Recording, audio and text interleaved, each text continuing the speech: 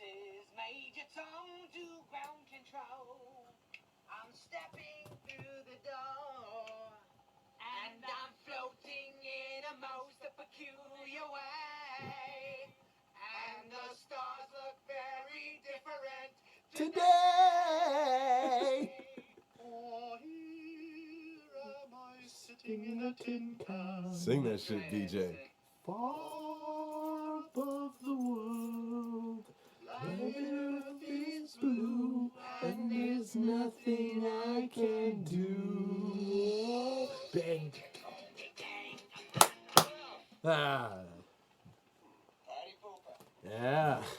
Party pooper. Fucking party pooper. That is the official, unofficial theme for This show. this show, which is Won't Remember a Thing. Welcome. I am Gene. And I am BJ. And yes, like I said, welcome to the show that is Won't Remember a Thing, where we are stuck in the... Let us out of here. We're stuck in the time capsule that is today. Feels and cramped. Today, and today is November 24th, 2019. And oh boy, do we have a lot to talk about because... Oh, well, here. First thing, let's get this out of the way. Yes.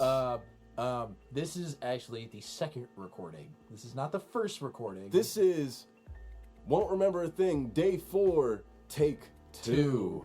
Because, ladies and gentlemen, we can officially say that we have a lost episode. Oh, we do. And you will never fucking hear it. Nope. And, That is sad. yes, it's a very little sad. sad. It was like we were What was it, like 2 hours in? Oh my god, dude. 2 hours in, and then all of a sudden, it everything was stopped. so electric. we were just flying like 1,000,000 miles per second. And then it just all stopped. It was something to witness. It really was. It was something to behold. But unfortunately, you'll never get to fucking hear it. Because we are not going to record that again, because that takes too much effort. There's no way we can. You can't capture lightning in a bottle twice. We can't recreate that for people. We dropped some knowledge. We found knowledge. We learned something that day. But you guys won't even know what it is. There was only one thing I want to bring up about that. So you remember when we were talking about, obviously you guys won't remember this, but we were talking about deaths, you remember? Yes. Random deaths on set. You want to tell them? I want to tell them at least the one. No, I know exactly what you're talking about. Go ahead. That was actually what I was referring to. I mean, we learned a lot of shit that day, but that was like the biggest takeaway for me. Go ahead. It was, God damn it, what movie? It was the Twilight Zone movie. It was that one. Oh. That one. Oh, we weren't talking about the same thing then. No, we were not. I thought... Look, here we are. Here we are giving you the lost episode. Well, this is just a tiny tidbit because that shit was fucking. No, but seriously crazy. though, the biggest takeaway for me was finding out that Bruce Lee died in his sleep. Oh right, that Like, he didn't die on set. He yeah. died I think it was like Through a the couple complications. months. Yeah, a couple months Afterwards, yeah. Yeah, which was weird because we had talked about that. We never knew how he died. No, we just always knew he was dead. He was dead, but we never knew how he. But it was died. great to know that a guy whose mantra and whose motto was "be like water" and flow like water and all that shit, and he died peacefully. Right, It was really he didn't cool. get some like catastrophic death where like it would put an asterisk on like his fucking life. Like, yeah, he was Right. great, and then he died like this. Yeah. You know what I mean? Like, well, I don't wanna put somebody's name out there, but like Chris Benoit. Yeah. A little touchy subjects, but yes, like that.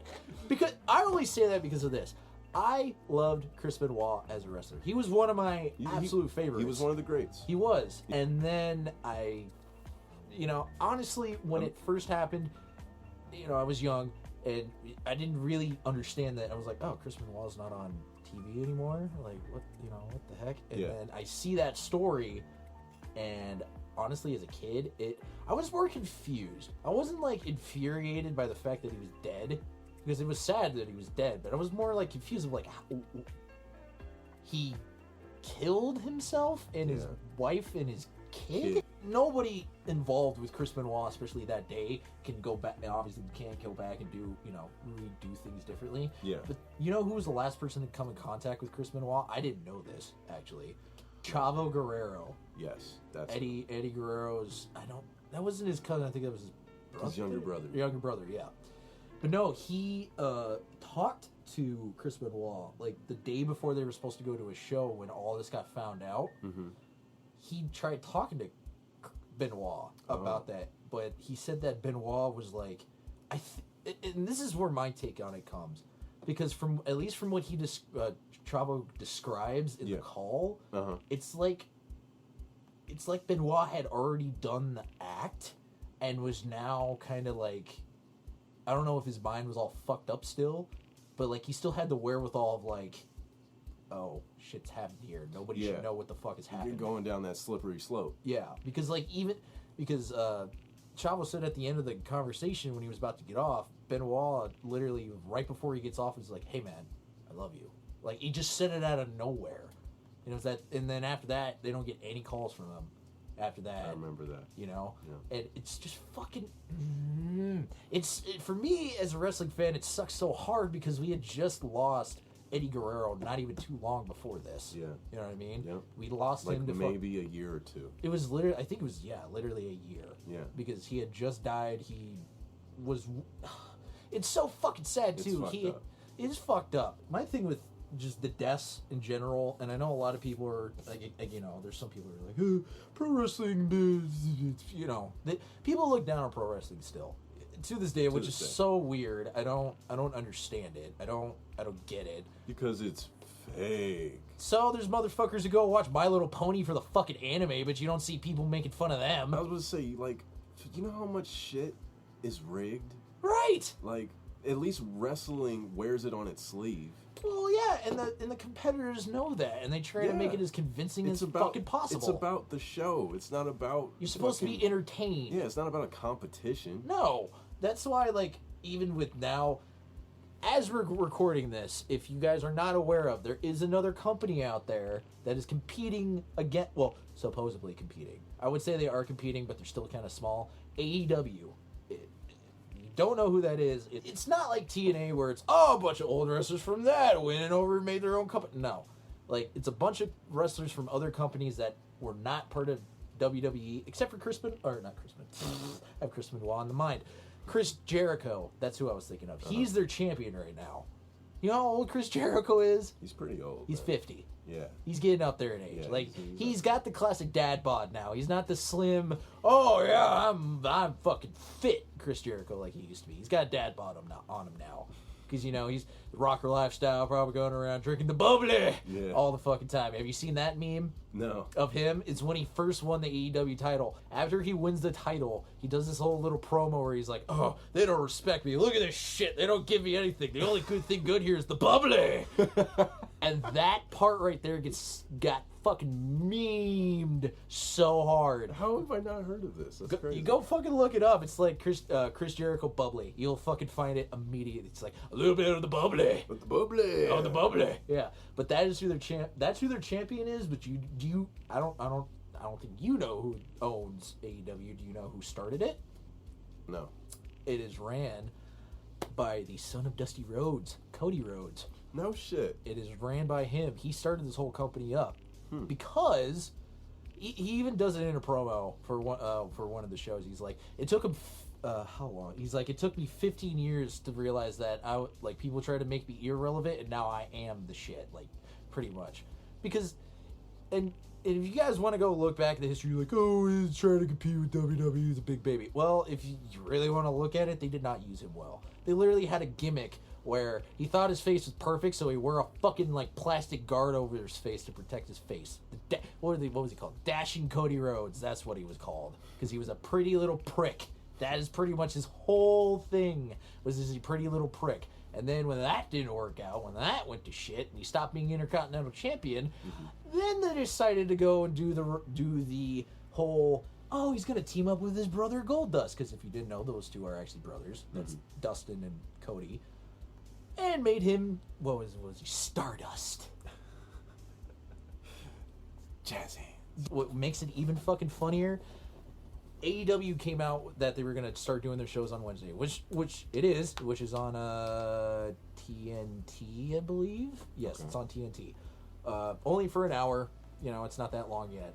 But as soon as they do that, what does WWE do to combat that? They go and put their developmental product, which is called NXT, and also put it on Wednesday for an hour on network television to combat that. Of course. But they don't put the actual show on there. Oh no, Raw and SmackDown are fine. They can stay on their own thing. You get to compete with our developmental. That's what we think of you. Now, don't get me wrong. It's good. I just want this to finally be where it's a war. Like it was back in the day. WCW, WWE, war, where you had two good actual products Sure. that you could actually go watch. Yeah. And you wanted to watch it. You wanted to see what the fuck was going to happen. You know what I mean? It may come to that. It may not. I don't. As a wrestling fan, I am very optimistic. But also as a wrestling fan, I've went and gotten my wrestling entertainment elsewhere. I go and watch shit in Japan. Because if you want to watch wrestling that's hard-hitting, and I showed you one match. Yeah. You know. And it was thrilling. It was thrilling. Exactly. Yeah. It was like you wanted to sit and watch how this match was going to end. Yeah, totally. And Japan has been doing it almost just as long as WWE. They've been going since 1970 over there. So almost, maybe not as long, but pretty close. They've been there for a long time. That shit is insane. The amount of, like, how realistic they make it over there, make it sound.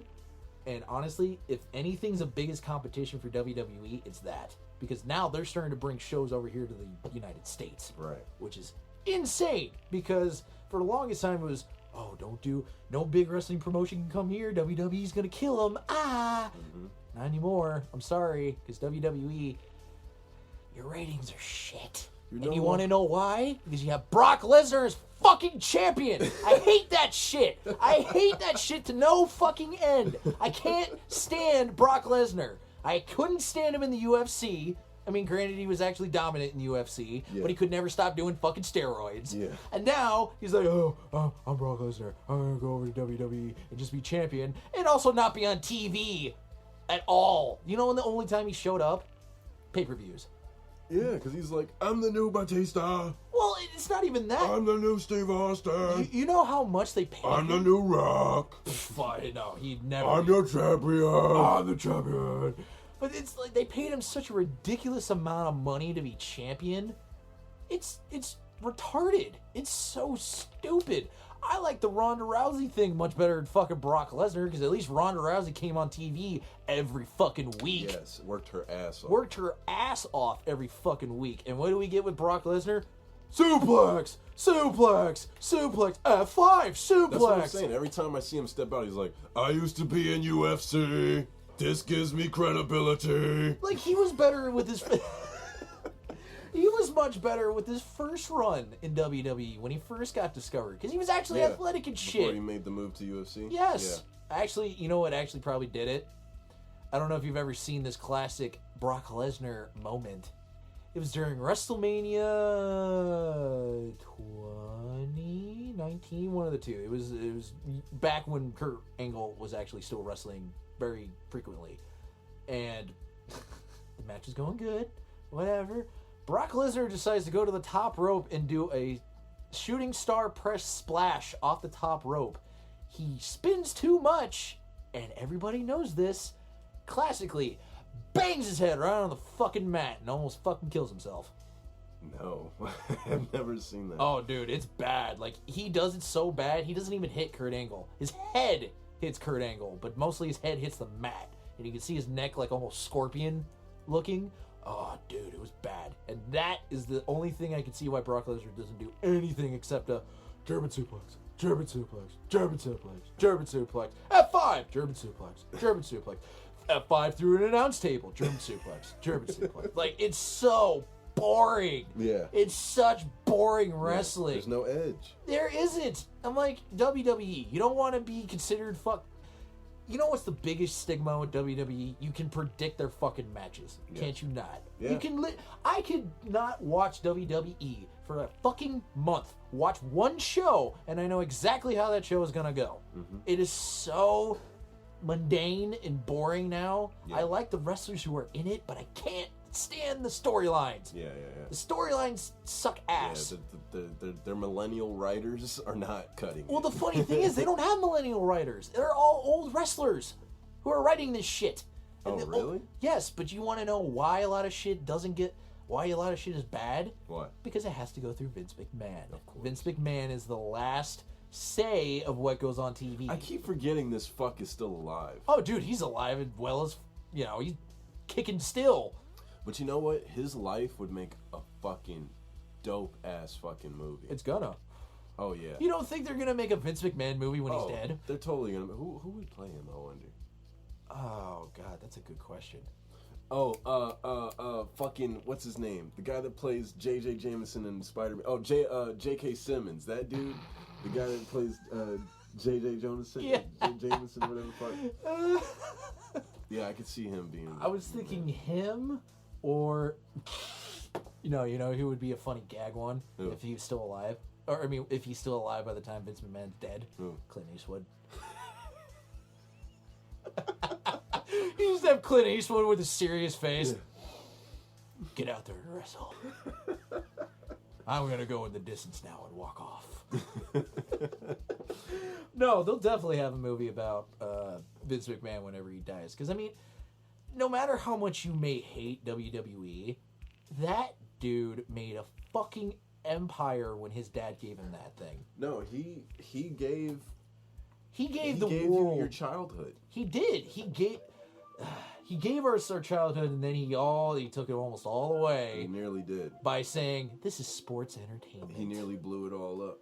But you know what? In the sense, it was a ballsy move, but they're fucking still alive and kicking today. Yeah. You know what I mean? More power But to it still always makes me laugh.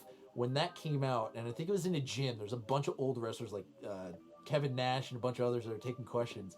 It's anybody who knows this probably has seen this, but it's like this old, like 40-year-old middle-aged dude sitting in the thing, and he's like, I love what you guys have done.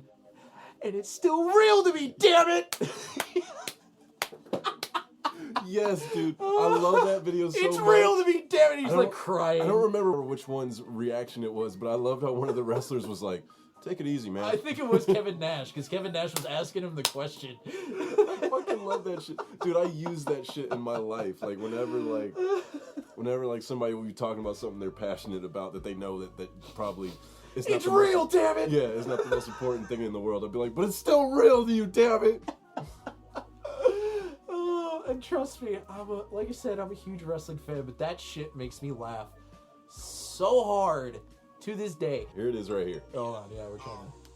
I just want to thank each and every one of y'all for all you've done to your bodies.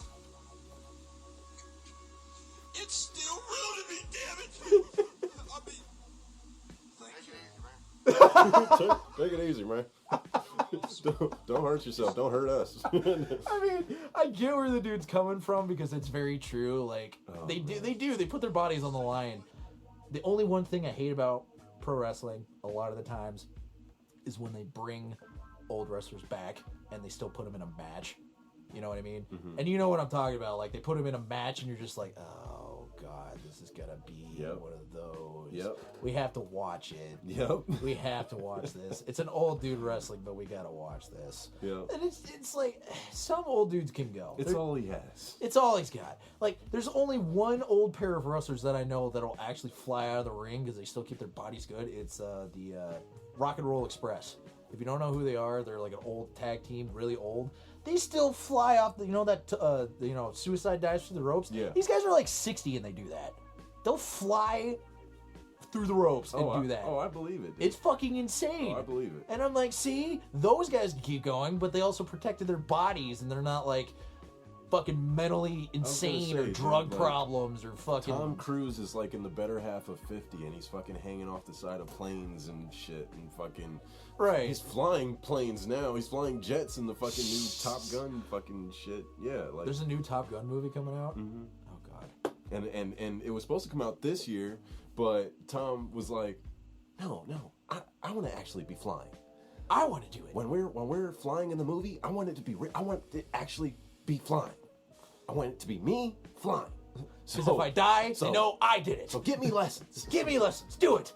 I don't care how long it takes. So they went from a 2019 release to a 2020 release because Tom needed to get his way. Oh, back to what I was originally talking about before we yes. got all super off topic and on fucking pro wrestling, which I'm sure a lot of you love to listen to. Oh, I know you just loved it. 'Cause Yeah. Who's talking about that anymore? Oh, I know, right? But anyways, it was the Twilight Zone. It was that, and it was the scene where it's in Vietnam. That one. It's with him. It's with the main character and then 2 other actors. Apparently, during the shoot, for whatever reason, back when they made this movie, the pyrotechnics and all this, at least from what I read, they weren't all that great yet. You know, they didn't perfect them. There was going to be a lot of shit happening if there's something that went wrong. Which in this scene, or in this sense, it did. Yeah. Because an explosion went off. There's a helicopter above them that's suspended. Oh, fuck. But the explosion breaks the tail off the helicopter, comes down, and it decapitates all 3 of them. Decapitates the main guy, the lead guy, and the 2 kids. 2 actual kids. Decapitates them. And, you know, that it's just considered an accident. I think even they went and they tried to prosecute the director, actually, because they thought he did it because of the whole California law back then, where you couldn't have kids out at a certain time because it was against the law. Yeah. And that's when they would do these shoots. So the whole speculation was the director accidentally somehow killed these guys and him, so he didn't have to go pay for that shit. Yeah. But he was he wasn't convicted, but then the movie bombed. So I mean, in the grand scheme of things, if he did, He won. I guess, but like. The movie didn't take off the ground, and 3 people died. I mean, is that a win? Like, I you wouldn't died really- making this film I mean, and then I'd say- it bombs? I'd say it's a win because he didn't get thrown in jail, but it was a loss because the movie fucking flopped ass. Oh, I was talking about it was a win for the guy that died, the guy and the kids that died. Oh, it's definitely a win for them because the movie fucking flopped. You know what I mean? Like, But that's what I'm saying. Could that be considered a win, though? Like, you died to make this movie, and now it's a flop? Well, I mean, in the sense of because it was all, it seemed like collusion. You know what I mean? Yeah. I mean, obviously, it was old, and that'd be way too much information to try to go back and read. Sure, But, sure. I mean, it's like that kind of stuff happened, back then. Like, deaths on scene. I mean, we were even talking about the one with Bruce Lee's son in, what movie was that? The Crow. The Crow, yeah. They didn't know there was a shrapnel bullet in there, like a piece of bullet in there. Shrapnel in the bullet, yeah. And fucking, as soon as the thing went off, shot him and then killed him. And they didn't even know it. And the whole fucking, what was that thing called again? The whole blood thing. It's the blood packet that goes on the chest that simulates a shot. I can't remember what the fuck it's called. Yeah. But, yeah, that thing goes off and they're like, oh, it worked. Good scene, guys. Oh, wait, he's not moving. He's not getting up. He's not moving. Should we be concerned? We need to call an ambulance. Shit! And then he went and fucking died in the hospital anyways. Get his mom on the phone. Get his mom on his.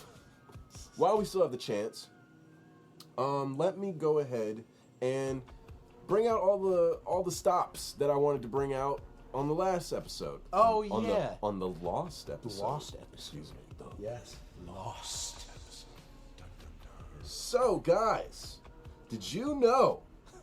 I don't know why I'm doing my Nickelodeon voice.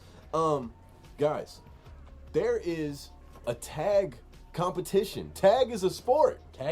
Playing tag is no longer just a kid sport anymore. Not freeze tag. Get that fucking. No, not freeze tag. Get that. Fuck that. Get that adolescent shit out of here. We're talking a real man's game. We're talking tag. You're it, and then you gotta get me, bitch. But it was like, well, from what you showed me, it was like a bunch of obstacles. It's like parkour to the extreme. Yeah, like it's like it's like playing tag around a jungle gym, kind of. But this is a modified jungle gym. Or like if you deconstructed like bleachers, like at a football field, you just deconstructed all the bleachers and put them out on the field, and then you got to like go through all those different levels of planks and. I mean, from what you fucking showed me, there was a dude. He's getting chased and he slid underneath the fucking obstacle and then kept fucking running and had to keep going. I'm yes, like, Jesus Christ. He slid under like a penguin. Because it's not. Well, at least not the video we saw. It's not outdoors. It's indoors. And oh, dude, could you imagine if they tried to do that outdoors? Do you know? Imagine the accidents they would have. Dude. Like, it's raining. Oh, God! Yeah. Head, right? Concussion. But it's kind of like, it looks like a runner sport. It looks like when I mean runner, I mean like, if you guys ever played or at least seen someone play the Mirror's Edge games, it looked a lot like that as far as their like obstacles that they have to get around. When you're like running on little thin planks of, I don't know, plastic or wood in those games. Like it was pretty much that. They have like these, like they go like 3 levels of those, and like you can hop through them or on top of them, and you're just trying to get to your opponent and tag them. And it seems like every new round starts when someone gets tagged. You get tagged, and then you go back to your corners, and then you got to beat that time that person took to tag you. And it looks fucking fun over everything. I mean, now I will say this: I would wonder- not have the endurance to fucking do this. Yeah. But I wonder how much like what like reward do you get? I mean, unless it's like a league and like they have competitions, and then like at the end there's like some kind of reward or like money reward or something. I have no fucking clue. It would seem to me you would have to fucking do this for money, because there's no fucking way these guys just do this for fun. Well, people, if it's piqued your interest, it's called the WCT, which is it's the World Chase Tag Competition. So World Chase Tag WCT. This was WCT4 that we saw. Apparently, that's what they're on now. Yeah, and it's a European gig, but this was the United States' first time entering, and it might take off. I mean, it looks legit. Looks like it could be a real competition. Looks like it could be a real sport. I mean, here they are doing it in front of me. I mean, yeah, I know. There's so many weird ass sports though that are made. I mean, I think there has to be some kind of line to like what goes into the Olympics, because I will still say it to this day. Why the fuck do you have curling in there as an Olympic sport, but you took wrestling, actual fucking physical sport, but you took that out of That's the Olympics? a great fucking question. That makes no fucking sense. The only reason you put that in is for fucking guys who go and live in Canada. If they don't play hockey, they can go and do this, and they can somehow make it to the Olympics. Or just go fucking run some track or something. I don't want to sit there and watch some motherfucker with a goddamn brush all the way down the ice and bullseye, yeah! Are you fucking kidding me? Come on now, I can go do that on a fucking lake with some rocks, on a frozen lake, and do that and have more fun than watch you middle-aged fucks do that on the ice. I just don't like it. That sport seems like it would be made for old retired hockey players. You know what I mean? Like they're old, they don't do much anymore, and they're like, man, I don't want to hit anymore. I'm gonna throw this rock on this ice. This is a good retirement for me. This beats getting a puck flowing at me 100 miles an hour. Yeah. Like, I don't get curling. Curling is one of those sports, I wouldn't even call it a sport. It's like, why not just play hockey at that point? Because they're all old, fat, they can't go play hockey themselves. And same thing with rugby. It's like, rugby, why not just play football? Well, true, but I would say this for rugby. That's a more tougher sport because they don't wear pads and they fully hit people like they do in football. How many concussions do you hear from rugby players? None. And they wear no helmets. And yet you hear fucking concussions all the goddamn time from Because fucking they're football not players. rushing head first. Well, yeah, because they know how to tackle. That's what I'm saying. They know how to fucking tackle. Yeah, so that was one of the things, the WTC, that we wanted to bring up. We realize it's more of a visual thing, but really we just wanted to just spread the fact that that's a thing, in case you guys didn't know, because we didn't fucking know, and it's pretty cool. A fire destroys 2 multi-million-dollar yachts in Florida. Over $20 million worth of property went up in flames in Fort Lauderdale, Florida, where 2 multi-million-dollar yachts were destroyed in a fire. What caused the fire? No one knows. All they know is $20 million worth of damages, dude. Sounds a little fishy, Yeah. if you ask me. I mean, I feel like they went and got insurance money on their yachts. that's exactly why I wanted to bring it up, because I'm like, how the fuck did that even happen? But they didn't say it. Will they ever say anything that happens to boats? Because, I mean, fuck, look what happens to all the shit that happens in the Bermuda Triangle. Nobody knows what happens to that shit. Nobody lives to tell the tale. Nobody does. Are they even still researching shit I think so. over yeah. there? Oh, I fuck research. I believe they've seized it. they are holding. That is like the second Pentagon. Like they got all kinds of shit over there that we don't even know about. Underground government facilities, I'm sure. Well, yeah, and that goes to another thing. the whole government is keeping shit from us. Now, obviously, everybody knows that this is a thing. If you do not know that this is a thing, government keeps stuff from us. I bet you believe that aliens don't exist either. Dumb bastards. But, I mean, and that even goes to that. How the fuck do people not assume that aliens exist? I mean, it's not like you have to necessarily believe they exist, but for fuck's sake, come on now. They exist. Yeah. You know what I mean? What evidence do you have to show that shows me that we are the only things that are alive, floating in this universe? We're the only things that are alive. Yeah. How much sense does that actually make? And that there's no way that there could ever be a life form or species that could be highly more intelligent than we are and have a higher advance. Nope, we're the smartest things in the goddamn universe. In the whole plane of existence. Yes. Any galaxy has nothing but either Neanderthals or just have no life on them whatsoever. And we have the highest form of technology known to the galaxy. But, you know, it's like if... Okay, so what's going to happen if we do end up going and space exploring? You know what I mean? Like, what's going to happen when we actually go and get a ship and go and whoever the fuck decides to volunteer to go and whatever the fuck. What happens when they actually meet other life forms? Is it then going to be like, oh yeah, nope, aliens exist? That's when it's finally going to be confirmed that aliens exist. Well, it's going to be a lot of man hours spent on communication alone, just trying to fucking get one thing across to each other's species. True, but here's the next question. Are we going to start conquering the universe? That is my ultimate thing here. Because if being around humanity enough has shown me, anything that's not ours, we try to fucking take. Oh yeah. And that's not speaking on one specific country. That's just human nature. That's just primal. In general. It's just primal. It's animalistic. Literally. It's yeah. So are we, once we go and explore some of other, let's say we at least get off of Earth. You know what I mean? Let's say we start getting off of Earth. We go and actually start living on Mars, which I guess you could do. Elon Musk says you can do it, but I don't really know if you would want to live on Mars. Doesn't seem to be much going on there. I mean, I'm afraid that there's going to be some Decepticon coming out of nowhere. Ah, we're taking over the Earth. See, and that's my thing. Like, how can you not even consider that there might be even aliens in our solar system, like Mars? There might be people underground. We don't fucking know. We've never been under the surface on Mars. We've only barely scratched the surface. Right, and that doesn't even explain the fucking face on Mars. You've seen that, right? The face? Yeah, the face on Mars. Mm-hmm. Where the fuck did that come from? You can't tell me that was just... that planet just made that. Yeah. There's no fucking way. It was like as if someone was trying to write SOS. Right, you know what I mean? And it's like... what did it say? It was like right next to like some kind of mountain. It was like close to it or something. I can't remember what it was. But there was also something I saw where when we first put the first rover onto the thing, apparently it did pick up something.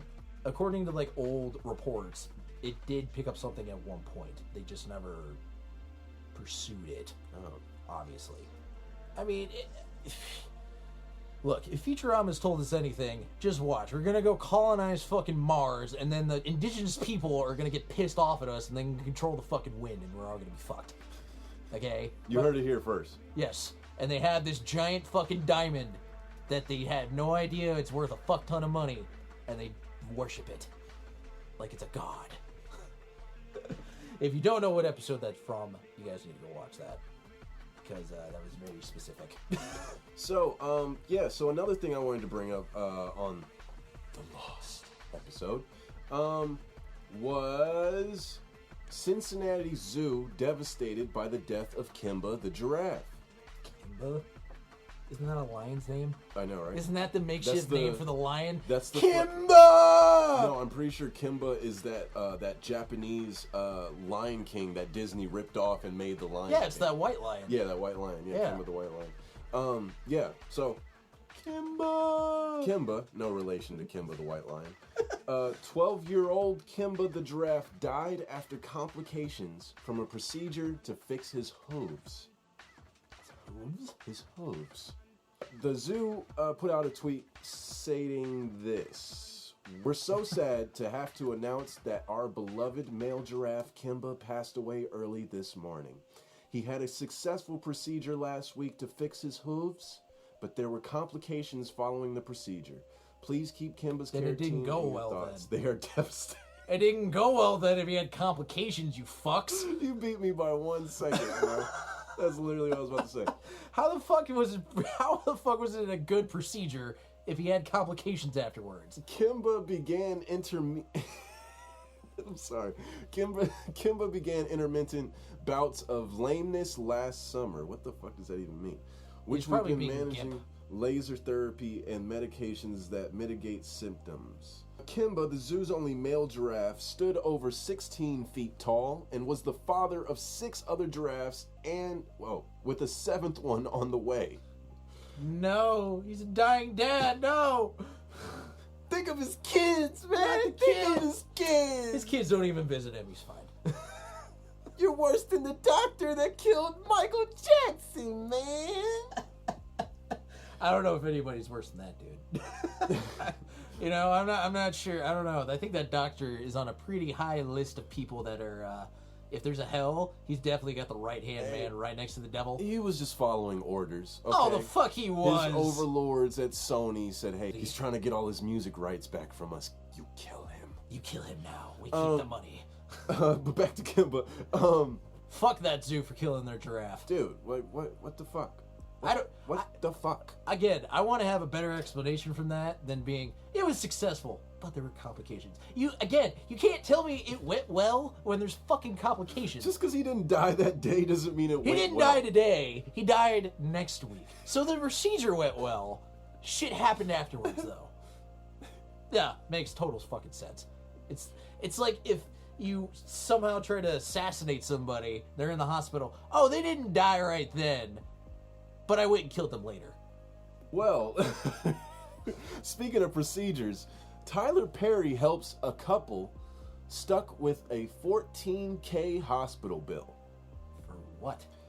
Fuck if I know. Maybe this was it. Maybe it was an American just looking out for a fellow American, because turns out they had been receiving treatment at a Mexican hospital during a cruise.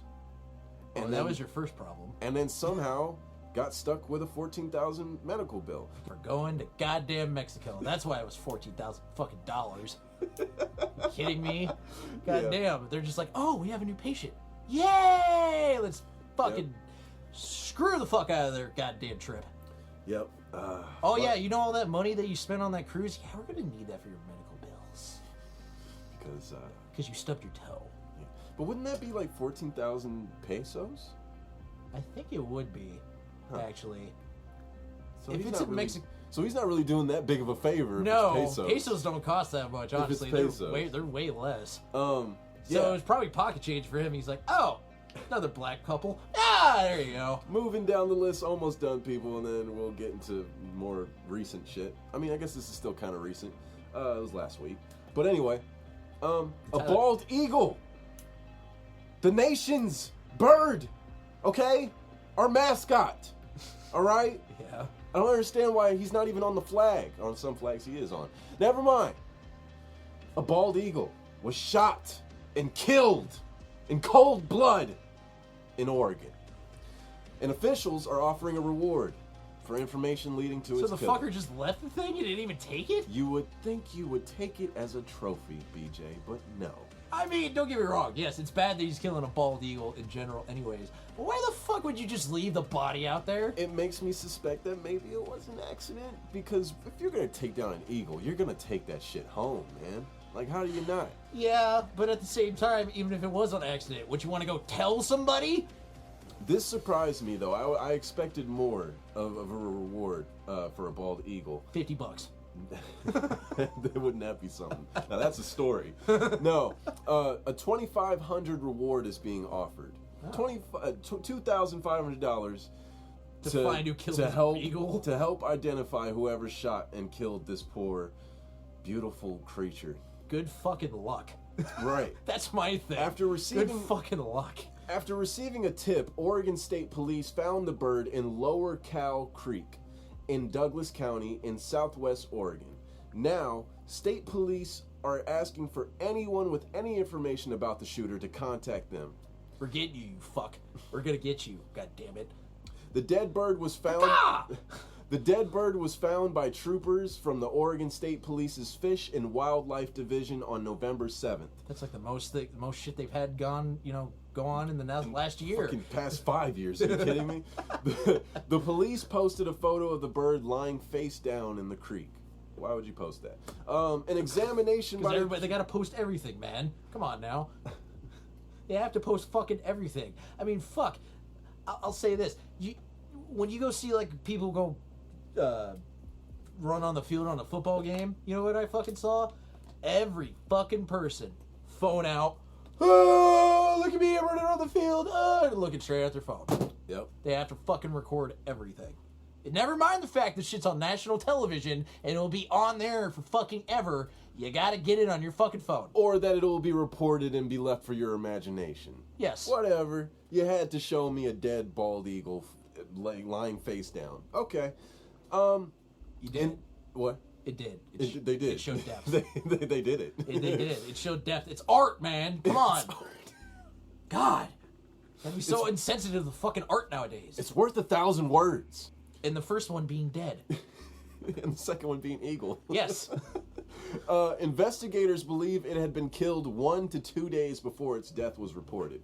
The killing or possession of a bald eagle or its parts is illegal under federal law, in case you didn't fucking know, and is punishable by imprisonment of up to a year in prison and a maximum fine of $100,000, according to Oregon State Police. And yet, bald eagles are still almost trying to, they're almost still going extinct. And yet, that law is in play. People are still killing it and not giving a fuck. Once endangered, the bald eagle, once endangered by hunting, pesticides, and lead poisoning, the bald eagle was removed from endangered animal lists in 2007, but is still protected under federal law. So it's not exactly endangered, but it's just close enough, and it's kind of a big deal that it is our national bird. So if you tamper with them in any way, if you so much touch a feather on his little head, you'll be in prison. Well, with a huge funny? fine. Why is the bald eagle our national animal? You can't look at that thing and just not hear America. Well, it's because that's what's been shown to us for so long. But I mean, what's more America besides white and bald? A guy in a trunk drinking a beer with a shotgun going down a country road going, Yahoo! Yeah, with a MAGA hat. Yeah, with a MAGA hat and a fucking but under Confederate flag flying behind him. But under all those accessories, that man is still just white and bald. But yeah, I mean, I think you just look at it and it's just like, I don't know, it's a sexy fucking bird. Like, why wouldn't you be like, yeah, that's our mascot? You know? Who's the fuck who decided that, though? Who was the unanimous decision to be like, yeah, the bald eagle? You need to call it bald, too, on top of that. George Washington. That's like the ignorant answer for any ignorant person. George Washington. Who did this for America? George Washington, our first president. Oh, speaking of George Washington, did you know the whole cherry tree thing is just it's fake? It was literally like his biographer made it up. That never happened. Yeah, that's the thing that I heard. I heard that a lot of shit that you've heard, mostly about George Washington, was just shit to make him interesting because he was the first president. Yeah, and they felt like literally. they had to make him. They had to build him up a little bit. Yeah, they had to make with him his fucking wooden teeth. They had to make him a personality. They had to make him a star. Never mind the fact back in those days. Yeah, never mind the fact they all wore powdered wigs and all had fucking wooden teeth and shit. But no, yeah, he chopped down a cherry tree. Now, moving on, they're making paper out of stone. What? And saving lots of trees doing so. And then we're gonna run out of stone. And then we're gonna... say what you will about Avengers Endgame, but there's some great lines in that movie. And one of them I love. One of my all-time favorite lines from that movie is when Thor is like he's going on his little drunk little babble. Tangent. Yeah, his little tangent about like his adventures and how his life has gone to shit. And at the end of it, he goes, you know, the only thing permanent in life is impermanence. And that's the thing, though. Like you were saying, like we'll run out of stone eventually. Dude, because seriously, we go from one resource to another. You know what I mean? Like, yeah, nothing's permanent. okay, yeah, we're not cutting down trees anymore. But what the fuck's gonna happen to all the rocks then? I mean, granted, not everybody's thinking about that. Like, oh god, rocks. But eventually, if they're gonna do that, what's gonna stop them from, like, I don't know, going to the Grand Canyon, Right. going to like other fucking places and start doing that? We're gonna lose shit, people. Start using hemp. Just start using hemp, God damn it. Thank you. Use hemp. You can grow that shit. Hemp is the answer to all. Maybe not all, well, but it's good. Excuse me. I meant hemp and coconut oil. Coconut oil and hemp will answer your problems.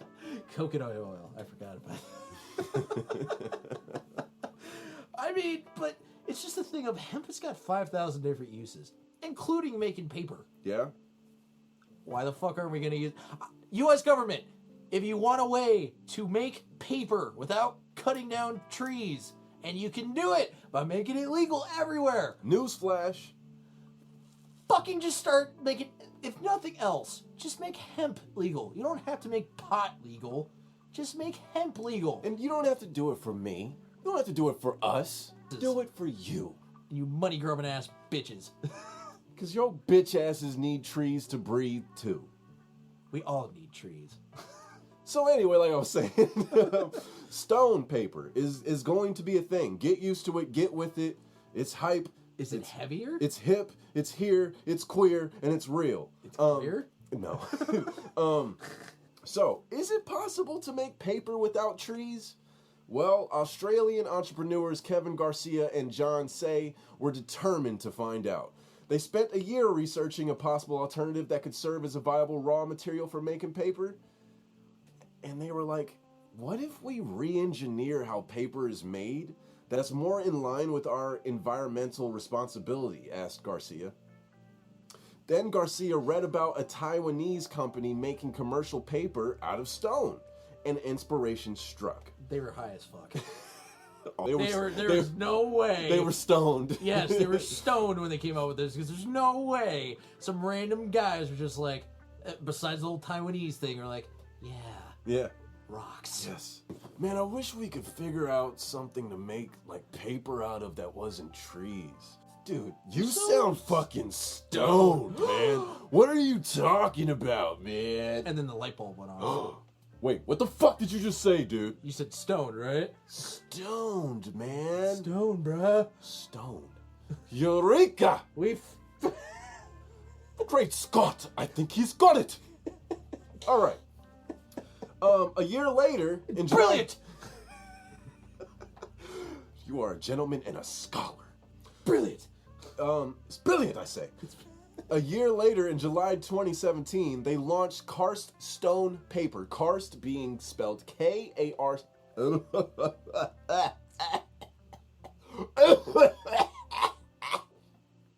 Excuse me. They launched Karst Stone Paper. Karst is spelt, in case you want to look these guys up, because I don't know about you, but I'm interested in stone paper. Karst is spelled K-A-R-S-T, people, all right? Following me here? They launched Karst Stone Paper. The company produces paper without using timber, water, or harsh chemicals. So, non-toxic. Huh. Their source? Stone waste mined from construction sites and other industrial waste dumps. Well, there's your answer. Now we're all gonna get radiation poisoning. That's how we keep the shit going. We'll never run out of stone as so long as people are still building shit, and then they run out of shit to build with. But literally, we're all gonna build on top of each other. But that's We're fucking. gonna live in the sky. We're gonna be sky people. But I must hand it to these guys. That's rather ingenious. Take this waste that's just gonna be thrown into a pile of stone, Right. and just make some fucking paper out of it. Now, is this paper significantly heavier though? Yeah. Well, Could you ball it up and throw it at somebody and be like a rock hitting him in the head? Let's see. Produces. Because that'd be my question. Or especially if they're gonna like start producing this. What is spitballs, dude? You know spitballs are gonna be dangerous now. Patink! And it's like a little fucking pebble. Dude, someone will be shot. Like with stone paper. spitballs will be considered an offense now. That will be attempted murder. Karst stone paper produces paper from recycled limestone instead of tree pulp. If you look at the whole process of how paper is traditionally made, it involves chopping trees, adding chemicals, and bleach to make pulp, using lots of water, and then squeezing, drying, and flattening it into sheets of paper, So don't eat paper. said Garcia. Don't Yes, eat paper. This It's is made with why bleach. you should not. You ever wondered why paper has that taste? Or why This it is- looks white. This is why. Because it's got bleach in it. We're all being poisoned and we didn't know it. It's labor intensive, contributes to high carbon emission deforestation. That's not good. Those are a bunch of words. Those are a bunch of words put together.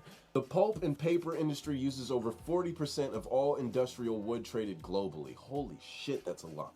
According to the World Wildlife Fund, Karst, based in Sydney, aims to reduce the rate of deforestation with its sustainably made paper goods. In 2019, Garcia estimates Karst's paper production helped save 540 large timber trees from being deforested. 83,100 liters, for those who like numbers, 21,953 gallons of water from being used, and 25,500 kilograms, that's 56,218 pounds, of carbon dioxide from being emitted. Holy shit, bravo. Thanks for getting those facts down. That is making a difference. I don't care what anyone says. We collect discarded lime. I want to do an Australian accent. Yeah, Mike. We collect discarded limestone from wherever we can find it. Wash it, ground it into fine powder. Sounds like Steve Irwin's trying to tell me how to make drugs. Crocky, this is how you make crack. May he rest his soul.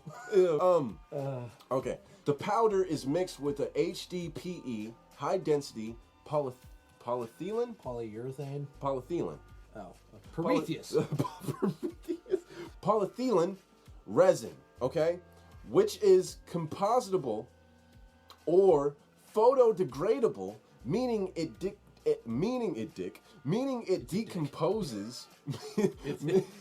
Meaning it decomposes over time from sunlight, leaving only calcium carbonate behind. Garcia said 90% of the mixture is calcium carbonate and 10% is resin, which binds the powder together. The paste-like mixture is then turned into small pellets, heated, and put through large rollers to turn it into thin sheets of paper. This is fucking awesome. The paper can be as thin as notebook paper or as... Oh, excuse me. The paper can be as thin as notebook. The paper can be thin as notebook paper or as thick as cardboard paper, said Garcia. Is that what Garcia says? The carbon emission. The cardboard emission Sounds from like a gruff version of Steve Irwin who's been through some shit. I'm in the paper industry now. It's where the real money's at. I got tired of wrestling crocodiles. Now I'll make paper out of stone. I got tired of saying, crikey, he's going for me arm. The carbon emissions from this process is about 60% less than making paper from tree pulp, he said. The resulting product This is a lot of information about how to make paper. I mean, don't get me wrong, this is interesting. It's just, Jesus Christ, they went on and on and on. He really wanted you to know how he managed to take stone and make it into paper, Hey, BJ. fair enough. It's a long process. Apparently, because goddamn, Okay, the resulting product is I waterproof. feel like I should be stoned for this. The resulting product is waterproof, difficult to tear. I mean, come on, that goes. I mean, it's made of stone. I would fucking hope so. It's waterproof, difficult to tear, and recyclable. You know what I thought of when you just said it was waterproof? People are gonna make houses out of this shit. Yeah, actually. You're literally gonna see paper houses made out of paper stone. you're already 10 steps ahead. But I'm saying recyclable like that's a big deal. It's like a huge paper deal. Isn't recyclable. The notebooks cost $10 to $25 depending on the size. That is an expensive ass notebook. And the planners What notebook did you get, Jimmy? It's the one made out of stone. And- Still got the price tag on it too. It's $20. The company also sells planners, and they range from $39 to $49. Jesus fucking Christ! Why is stuff made out of stone so fucking expensive? Karst's products are primarily sold through the company's website, but are also stocked in 100 stores, mainly throughout Australia. No shit, because they don't see that shit here. The United States and the United Kingdom. Excuse me. Throughout Australia, the United States, and the United Kingdom. But that's only 100 stores, so... They sell it here? Good luck finding them. Throughout 100 stores, and that's divided between Australia, United States, and UK. I want to know where this shit is fucking sold at. I mean... I feel like it has to be in California somewhere. Maybe, yeah. I mean, maybe, yeah, high rate places like that. But yeah, if you have trouble finding them at a local store near you, just hit them up on their website. Over 70% of the customers are U.S. based. Oh, he said. Excuse me. I can't do it. Crikey. Over 70% of the. How'd I go into fucking Crikey? I went into Nickelodeon voice again. So never mind, guys. We're moving on. I'm sorry. I'm so giggly that I couldn't even do the voice again. This though, we're about to take a quick dark turn. Oh. Check this out. Timeline. This is what I'm giving you. I'm giving you a timeline, okay? A timeline of Bethel Park woman's disappearance, okay? Man's alleged confession of her murder. Where was this place at? Bethel Park, Pennsylvania? I was going to say New Jersey, but I guess that works too. John Chapman is behind bars facing multiple charges, including kidnapping in connection with the disappearance and death of a Bethel Park woman who hasn't been seen since September 15th. Oh, this year? Yes. Oh. A day after her family reported her missing, Chapman allegedly confessed to murdering Jamie Feeden. She was 33 years old. He claimed to have murdered her in a desert near Las Vegas. Now, Jesus fucking Christ. Now, here's the timeline. Shit gets fucking... Weird? It gets tense. Yeah, shit gets fucking weird. Here we go. September 15th, Jamie Feeden is last seen by her family and friends in Bethel Park. Yes. September 18th to 22nd. Approximate dates. These 4 dates are approximate dates. John Chapman tells his wife, Maureen, who lives in Maryland, he is going to Las Vegas in her truck for a work trip after visiting his aunt and uncle in Bethel Park. All the way in Las Vegas? You're going to drive all the way to fucking Las Vegas? It's from Pennsylvania. Yeah, from Pennsylvania? That's a trip. September 23rd. He's probably spent more money getting there than he did causing the murder. September 23rd, Jamie and John arrive in Las Vegas, Nevada on John's premise that they are taking a trip. September 25th. John convinces Jamie to drive into the desert for a photo shoot. What? He binds Jamie's hands and feet with zip ties and ties her to a signpost. John also duct tapes her mouth and nose, causing her to suffocate and die. Wow. Was he expecting the buzzards to eat her or something? John then removes the tape, the zip ties, and Jamie's clothing and leaves her near the signpost in Nevada before driving back to Bethel Park. He did. He was just going to leave her there. That's a fucked up way to kill someone. Yeah, just a little bit. Okay. Then October 5th, fast forwarding a couple of days, the Las Vegas Sheriff's Office finds a woman dead in the desert named Jane Doe because her remains are not identified. Apparently, so like you said, yeah. maybe some buzzers got to her. I'm pretty sure that's what he was going for. That was, yeah. The body matches many of Jamie's physical characteristics. October 7th through the 13th, approximate dates again.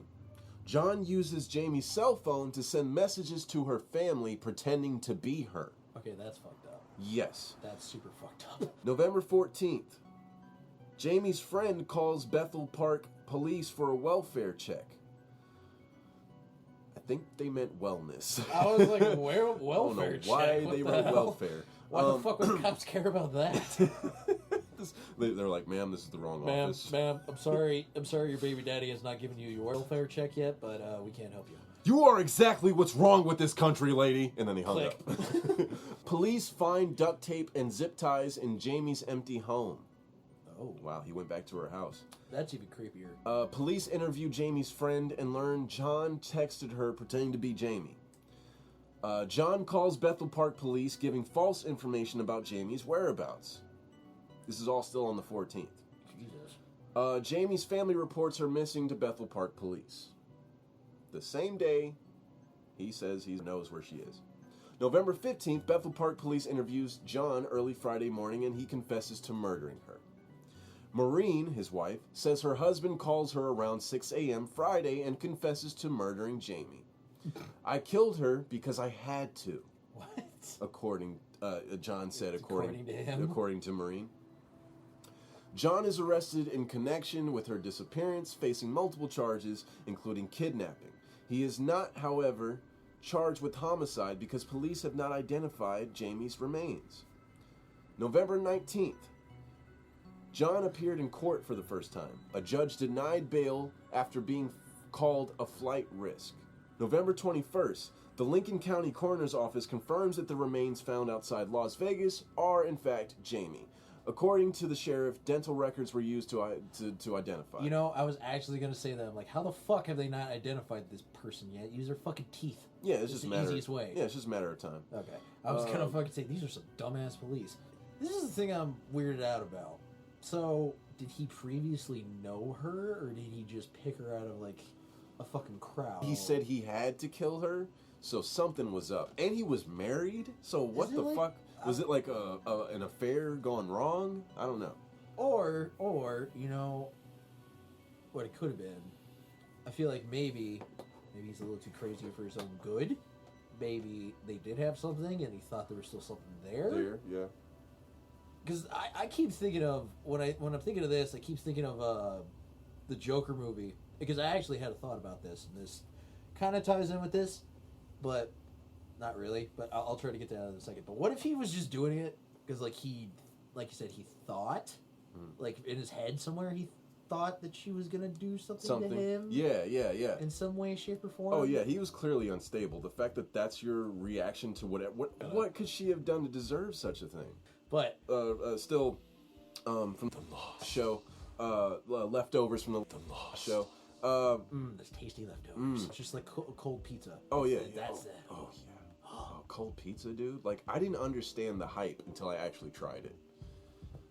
You didn't understand the hype of cold pizza? Never did. I always thought, like, why would you want it cold? It's Because fucking. it tastes fucking amazing. It's cheese. Yes, but when you... It's cheese and dough. What I always figured it is this. If I had extra pizza and I left it in the fridge, it's for me to eat in the morning. And that shit to eat in the morning, oh my god. Yes. It's delicious. And that's precisely it, my friend. I fucking did exactly that. I did the overnight refrigerated pizza. Oh my god, for breakfast? Next morning. Oh. I do it every You time. don't even want to heat it up. You just want to eat it cold. Yeah, I do it every time now. Now I probably don't even wait till breakfast. Sometimes I'll just wake up in the middle of the night. Oh, yeah. Or I'll just be up at night and I'll just, it's just Well, because who the fuck reheat... It's just a different experience, cold pizza. I love it. It's like almost a dessert to that pizza. It's so strange. Almost, except you have really cold sauce on it. Yeah. You know what I mean? Yeah. But, well, I was going to go to the... Go ahead. So, you know, I had a thought about this. About the Joker movie. You know when he goes and kills, was it Murray? I think that's the dude's name. Did he actually kill Murray? Or was that all in his head? Right. Because that's my question. Because like I said, and we even discussed this last time, because I feel like if it wasn't in his head, that shit wouldn't have been on the air. You know what I mean? Because I think of it like this. The fact that it was in his head, he still got to keep it going. You know what I mean? Because like I said, any director who sees that at least any guest is going to be, start going off script, start being belligerent, most of the time would cut the film, would stop, right? But in this, Murray decides to let him keep going. Why? Why would you let this random fuck that nobody knows continue to keep talking? Yeah. And the only thing you know about this guy is that he laughs at his own jokes because he's a bad comedian. Yeah. You know what I mean? And I thought about that. I'm like, what if that was literally all in his head? What if he still did something bad? Like, don't get me wrong. I'm sure he did something still to have him in the asylum, because I'm sure he wouldn't have done something to just get thrown in the fucking asylum. You know what I mean? At the end of the movie where he was at. But did he actually go and kill Murray, though? That's the question. So, like I told you that one time, that moment when I forgot the dude's name. I want to say it was Roy. No, maybe it's not Roy. I think it's Randall or something like. Fuck it, whatever. The dude who gives him the gun? Yes, that guy. The guy that gave him the gun. That moment when he gives him the gun, fucking, Joker's like, or Arthur's like, I can't take this, or he's like, no, dude, just take it, and you could just pay me back later. You're my boy. And it's like, just the way he says that, it just seems so dreamlike. And Arthur's reaction to it, too, he like giggles to himself, like, yeah, I am your boy, aren't I? It's just like, it just seems so like in that same spirit of what he does with the chick that lives in his building. Yeah. Except that one is a little bit more extreme because none of that shit actually happened with the girl. Yeah. You know what I mean? It's just moments like that. When I watch that movie, I'm like, dude, there's just so many things you could legit say. This is just all from his point of view, and you don't know how much is just his imagination. Yeah, how much is just his delusions taking over, or what actually happened. It could just be the half truth. Another thing that helped me like view that moment under that light was when he's on the phone getting fired, and his boss is saying like, plus, he said that you tried to buy a 48 off of him. And he's like, he told you that? And he's like, you're a liar, and you're fired. And it's like, wait. But it also... Wait, why did he say you tried to buy one off of him if you have that gun? But it also leads to the thing of and why is he calling you a liar? Right. But... And that's where it kind of leaves open-ended, where like maybe the dude lied to the boss and made him look bad, or like you said, it could be just in his brain. And that's how I took it the first time. And Joker actually went and tried to buy the gun. Yeah. But in his mind, it was just him trying to give him a gun because he was his buddy. Yeah, and that's how I took it the first time. But I don't know, that second time I was just like, I don't know, I don't see what this guy would have had. He was his boy. That guy called Arthur his boy, so I didn't see why he would rat on his boy. And even later in the film, he then visits him because he hears what happened to his mom, and he's like, yeah, because right before Arthur kills him, he says, because you're my boy, and, we need to get our story straight, because the detective's talking to me, and, because you're my boy, and he's like, oh, yeah, that's great, yeah, So, I don't know, but that whole movie, I feel like that whole concept of watching it through that lens of, like, dude, maybe none of this fucking happened, and this is just really him. I feel like that might be the case. Just sitting there in that room. I feel like the biggest thing he probably did do in the movie was that he did kill his mother. I feel like he did do that because that didn't really seem like it was all faked in his head. I think what's set in stone is the train murders. Yes. Him murdering his mom, and him inspiring the people. Then lead to the death of the Waynes. Yep. Yes. I think those you can definitely say happened. Everything else is up in the air. Oh, dude, it seriously is, and it makes me want to go watch the next one. It really does. Speaking of which, aren't they in productions of that? They already? are in talks. Like, they are really in talks. I thought they were already in production. No contracts have been signed. But we called it, bro. We called it. This movie was making too much money to ignore. Of course it was going to. Come on now. There's no way that this movie was only going to get one. For considering literally how good this movie was and nobody knew how good it was going to be, they're going to keep going with the success. Yeah, Warner Brothers said that they didn't expect it to make its total once it was done. No, they didn't. Once it was done with its run and then in the theaters, they didn't expect that total to hit 300 million, and it hit a little over $1 billion now. You want to know why? Because DC went and did what they don't normally fucking do, and is trying to rip off Marvel. Yeah. They just did their own fucking thing. No, they took a risk. They did, but that's what you need to do, and I feel like, at least movie-wise, a lot of people aren't fucking doing that. For an example, there is a new comedy coming out making fun of Hitler. And I shit you not, it's like a day camp thing. It's this weird comedy where it's like, they're set in like Nazi Germany. Are you talking about Jojo Rabbit? Yes! Yes! That is exactly what I'm thinking about. Yeah. But really quick, I wanted to... Yes. Or were you going to say something? No, okay. But really quick, I just wanted to run through the last few of the leftovers from last time. Speaking of Joker... Yes. Donald Trump hosts a screening of Joker at the White House. Oh, God. For family, friends, and staff. Oh, my God. And according to a White House official, he liked it. Really? He liked the film.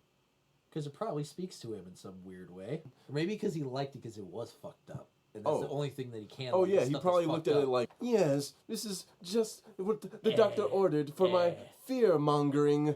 Yes, excellent. Everybody will know now. Yes. Greatest movie ever. Most dangerous movie. I guarantee you he said it exactly like that. This is the greatest movie ever in American history. Anybody who doesn't like it, leave this fucking country now. I don't know if he's an incel. All I know is that he was skinny. So, American people, avoid skinny people. By all costs. Fucking goddamn. The best movie, though. No. Joaquin is the best Joker. No one can play Joker better than him. I would just love to hear Trump's review of Joker. All right. Or, like, go up to him and be like, so, Trump, what do you think? Was it all in his head or what? What are you talking about, okay? Look, it's the Joker. Of course it was all in his head, okay? He's the clown prince of crime, okay? Do you think that every single, and I know this isn't true, because there's a lot of athletes, you know, like when they win a championship, most of the time, in at least U.S. sports, if you win a championship, you go and see the president. Yeah. Like the thing. Mm-hmm. How many of them actually wanted to go to the White House? You can count them on one hand. Yeah, like there had to been a good select few that were like, wait, we're going to the White, oh. Yeah, my car exploded. It spontaneously combusted. I don't know what happened. Somebody apparently decided to throw a Molotov in there last night. I'm not really sure, Yeah. but I'm not going to be able to make it to the White House. And some other players like, yeah, and like I got a cold. I don't want to be the guy that got the president sick, you know. Because who wants to go shake that tiny little weak man's hands? You know what I mean? Have you ever seen Donald Trump's hands? hands. He's literally got baby hands. He's got these tiny little gimpy baby hands that I feel like any big Dude, every fucking like suit coat he wears, when he waves his hands, when he does the They go over his Trump hands. Yeah, when he does the Trump hands, you just see sleeves Flying around. flailing around. Yeah. It's like you would think he would wear gloves or something. Yeah. You know what I mean? I don't know. But there's no way that there was any athlete who was like, well, actually, I can't say that because I actually know of somebody who actually is a huge Trump supporter. Do you know who Colby Covington is? This sounds familiar. He's in the welterweight. Then no. No, middleweight division No, in no, UFC. no. He just, I can't remember how long ago it was. It couldn't have been that long in the UFC. This dude, it was like post-match interview, and he's up there with like a few analysts, and then the guy he's gonna go fight next. So literally the whole interview is just him and that guy talking shit at each other the whole time. And Colby, for whatever reason, views as getting a call from President Trump as he is popular. Like, he's like, who the fuck are you? You ain't shit. You didn't get a call from the president. And I'm like, why the fuck would you be happy that you got a call from President Trump? Bitch, you can have him. Seriously. And he had a Make America Great Again hat on, too, and all that shit. And I'm like, Colby, dude. Oh, I know wow. you're taking the unpopular route because you're like, I'm the baddest motherfucker ever. Blah, blah, blah, blah, blah, blah, blah. Actually, you're not, because the baddest motherfucker title has already been given out. And it's not you, Colby. I can definitely tell you that. It's definitely not you. You didn't get a belt from the fucking Rock, did you? No, you did not. No, sir. So you are not the baddest motherfucker on the planet until you take it away from fucking Jorge Masvidal. Jorge Masvidal is a fucking monster. So Colby, until you go beat him and you take away baddest motherfucker title. You ain't shit. Exactly. You ain't shit, all right? But Okay, little bit more, almost there, almost caught up. Real quick, and this is a real quick story. I mean, like, literally blink and you'll miss it kind of story. Check this shit out. So, What? So, I'm sorry. Okay. he's got a case of the giggles. Okay. sometimes. I'm sorry. Okay. So a man hugs a 78. Okay, hold on, one more time. A man hugs a 78-year-old woman. Okay. It happened on November 1st. It was a while ago, 23 days ago. I was gonna say it was only a month ago. November 1st at around 1:30 p.m. Okay. A man approached a 78-year-old woman walking near 5th Avenue and 9th Street and gave her a big old hug, claiming to know her. When the woman questioned their relationship, the man fled down 5th Avenue toward 10th Street. Okay. It wasn't until later when she tried to withdraw money from an ATM that the victim realized that her wallet was gone. Wow. Wow. That is Yeah. pickpocketing to the next level. God damn. Yeah. So, if you're approached by a random man in the streets and he's trying to give you a hug, you know what to do. I was going to say 78-year-old women, be careful. Be careful. Have weights in your bag so you can just fling it across and smack him across the face. There you go. That's using the old noodle BJ. Either that, or you could do literally the most obvious thing you could do to a guy. Which is, Kick him in the balls. you would think. A lot of people don't seem to like jump there. Well, no, you want to know what people are when it comes to that. They're like, oh, you can't kick him in the balls. That's not cool. I'm sorry, if I'm getting mugged and I think I'm gonna die, that's the first place I'm kicking a motherfucker. Did you know that a study was done that proved that getting kicked in the balls Hurts worse than giving birth? hurts around the same amount. Same amount. As Okay. giving birth. I Okay. believe a little bit more. I can't remember which one, but whichever one is slightly more, it's literally like a 0.1 decimal. Difference. Yeah. I think I did read that though. Yeah. Because I had a conversation with my girlfriend, literally talking about the same thing.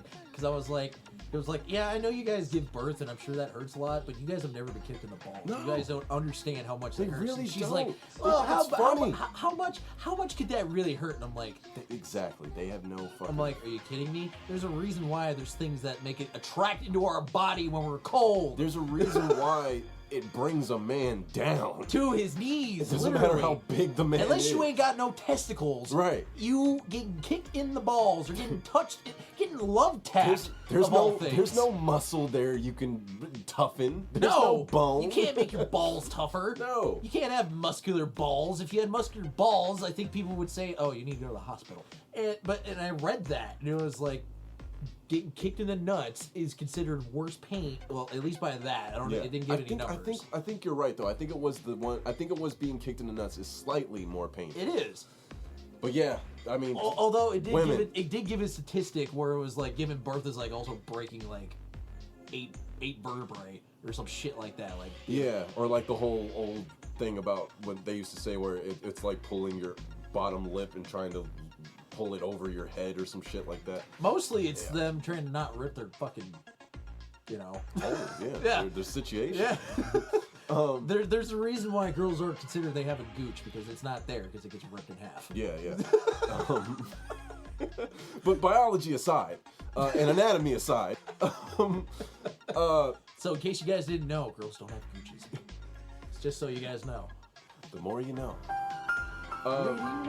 Sorry. Horse found stabbed in Campobello. 3 horse attacks reported in 2 weeks. So I believe it's this and then 3 others. Yep.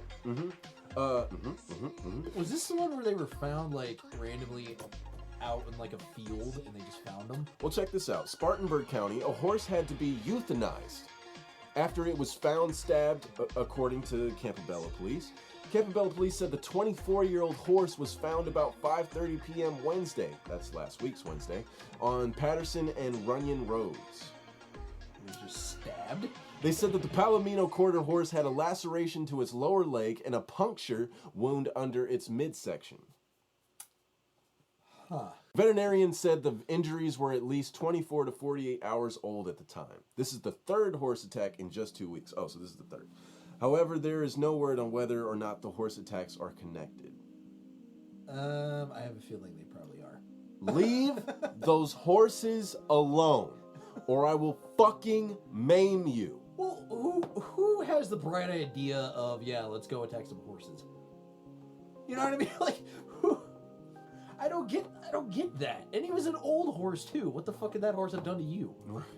Right. Seriously, what? Unless he had fucking poop face on and was just looking at you funny. And that horse, I didn't even think about it. That horse must have been a tame ass horse in order for you to get close enough to stab it. Isn't a dominant horse called a Mustang? Like if it's a yeah, I a thought defiant one, a hard one to tame, yeah. or like the leader or whatever the fuck it's. I don't remember. I'm going off of fucking Spirit, that old animated movie. And see, that's one thing. Okay, animated movies. Why the fuck do they depict stuff in a different way? You know, like we were talking about it earlier, because I had the question of, is Hercules a demigod? Is he a demigod or is he an actual god? Because what I remember, at least from me being shown, is that old cartoon where it shows him, he's a god, he's born a god, and then he gets his stuff taken away. Yes. But that's not actually how the story goes. Unless you're like going into comic books, and that's completely different. Yeah, that's irrelevant. I don't get it. Mostly because, I don't know, like, maybe it's from playing fucking God of War. I'm not really sure. I'm just used to, like, Hercules, like, I love you, Dad. I can't get acceptance from you, but I love you. They won't allow me in Olympus. Yeah, that whole spiel and bullshit. You know what I mean? Like, I mean, fuck. Okay, but here's a question that I have, because I had an argument with a friend about this literally last night. What defines a demigod? Is it his parents, or does it define like everything that he's fucking gone through? Well, see that's what I'm saying. When you were telling me about this earlier, I'm like, dude, he's getting confused with the trials of Hercules. Hercules, or Heracles, as he's properly pronounced. Is it really in Greek Heracles? mythology is Heracles. Huh. But regardless, Herc. Big Herc. I believe, I could be wrong, I'll even see if I could do a quick scan of some research, but I want to say what you will, he's a demigod, okay? But the story of Hercules, there's this period where Zeus puts him through trials, and I want to say that's even what kind of the Disney version took They bits did from. to an extent. Yeah. And the trials were to prove that he was worthy to enter, be a god. Yeah, to enter Olympus. I want to say, I could be wrong, but I feel like that is right. It's just like, again, going off the whole Disney thing, they made it seem so weird, you know. And then you actually go and learn about the Greek history of Heracles, whatever the fuck you want to call him. excuse me, not trials. In some cases, you'll hear it referred to as the trials, but really it was the labors. It was the 12 labors of Heracles. Was that the whole where he had to go kill a bunch of stuff? Or, like, Yeah, eat a bunch there of was, monsters. yeah, and there was shit? like a one part where he had to kill like a lion. Oh yeah, that's the first one. Yeah, slaying the Nemean lion, whose skin he thereafter wore. The slaying of 9-headed Hydra. Like in the Disney thing. Well, actually, you know what's funny? There's an actual older version of Hercules' story. I cannot remember the animation, but my mom had this, and it was like I think I know what you're you're in the you're in Olympus, and there's these two little I guess you would call them pre-gods. Like they're not completely gods yet, but they're like in training, and like I think one is Mars. One's name's Mars, and he's like, I'm the new god. You know, like he's like, and Hercules hears this because it's like Mars is like, he's fucking around with some wimpy blonde-headed dude with a staff, and I can't remember what his name is, but he's also a god. And Hercules is like, Mars, what is it? Mars, that means war. And he's like, war? He's like, yes, war, unfortunately. And the dude's like, yes, I love fucking causing chaos. Ah! And he starts like destroying a bunch of shit.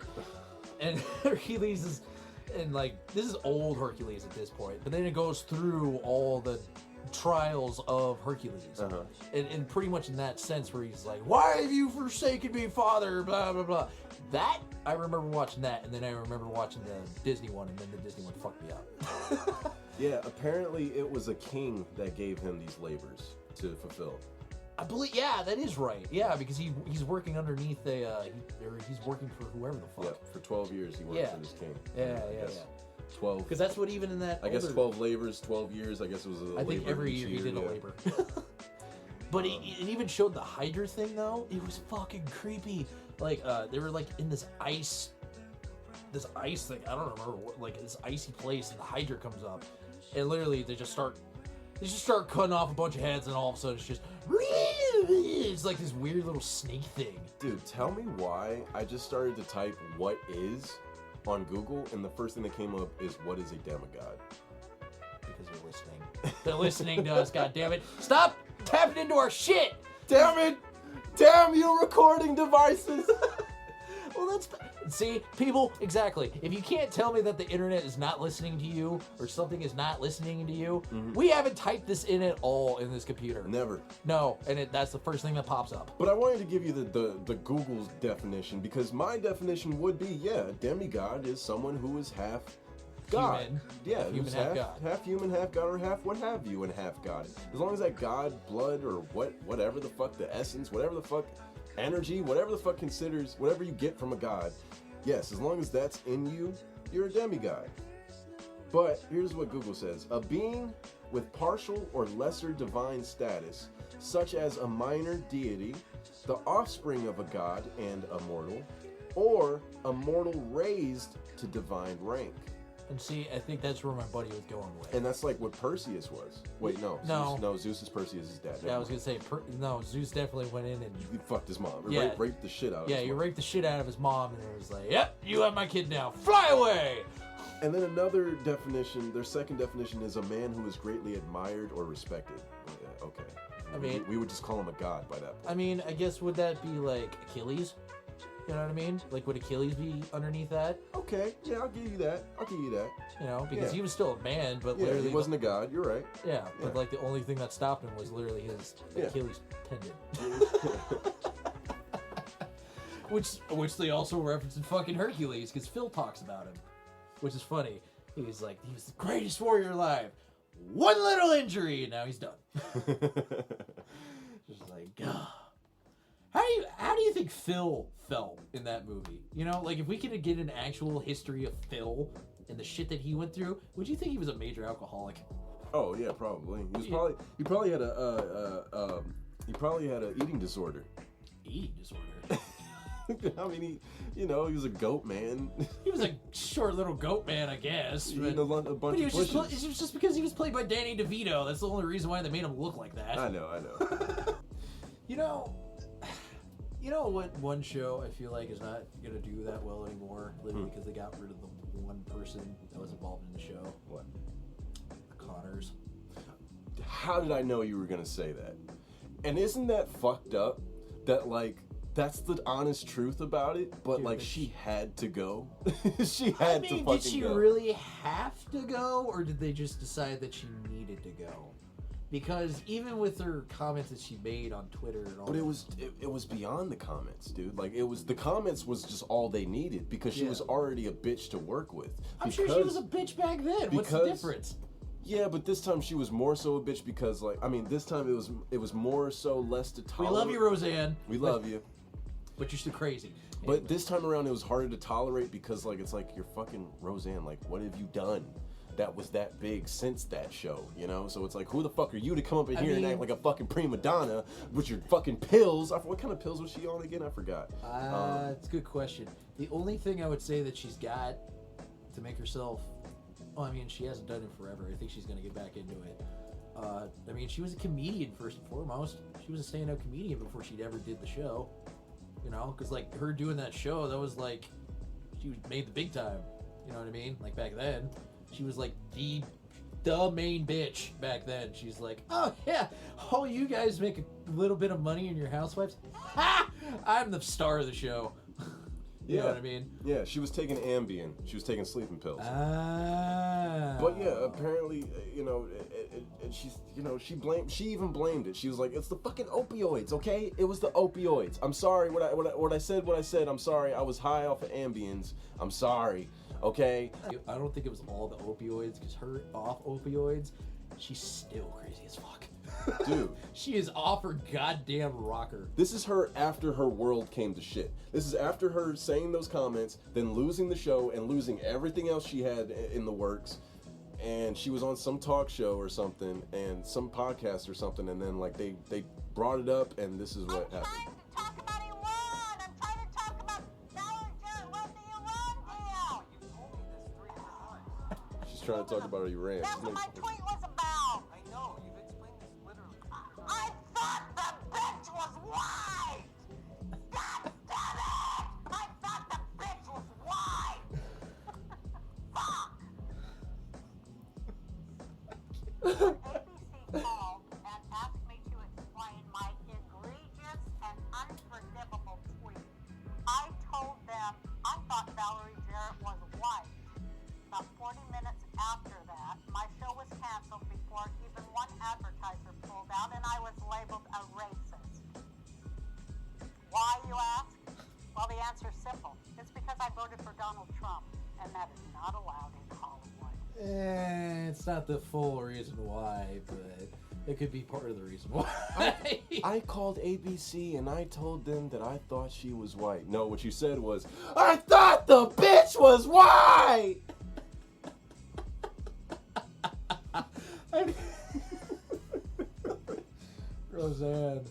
Roseanne, I understand you want to get your point across. I understand everybody makes mistakes. It's just as bad as what was it? There was this one report. Who was it? It was like CNN or some stupid shit. It was some guy on one of Fox News CNN. The dude's black as fuck. Mm-hmm. Had somebody on who was talking about racism or was talking about something to the effect of how whatever was going on was affecting black people. Mm-hmm. And and I call her a white bitch because she gives white people such a bad look because she said this. Like I said, this dude's I don't know if he has a doctorate or whatever, but he's a very educated black man who I forget who this guy was and what station, like Fox News, CNN, whichever one he was on. But he's a very educated black guy, like very educated. Mm-hmm. And this white bitch was just like, "Oh, you don't understand what it's like for black people because you're white." And he's like, if you had done your research, you would know that I'm black. And she said this on the air. This shit was on the air, and he called her out. He's like, yeah, I'm actually black. I don't know if your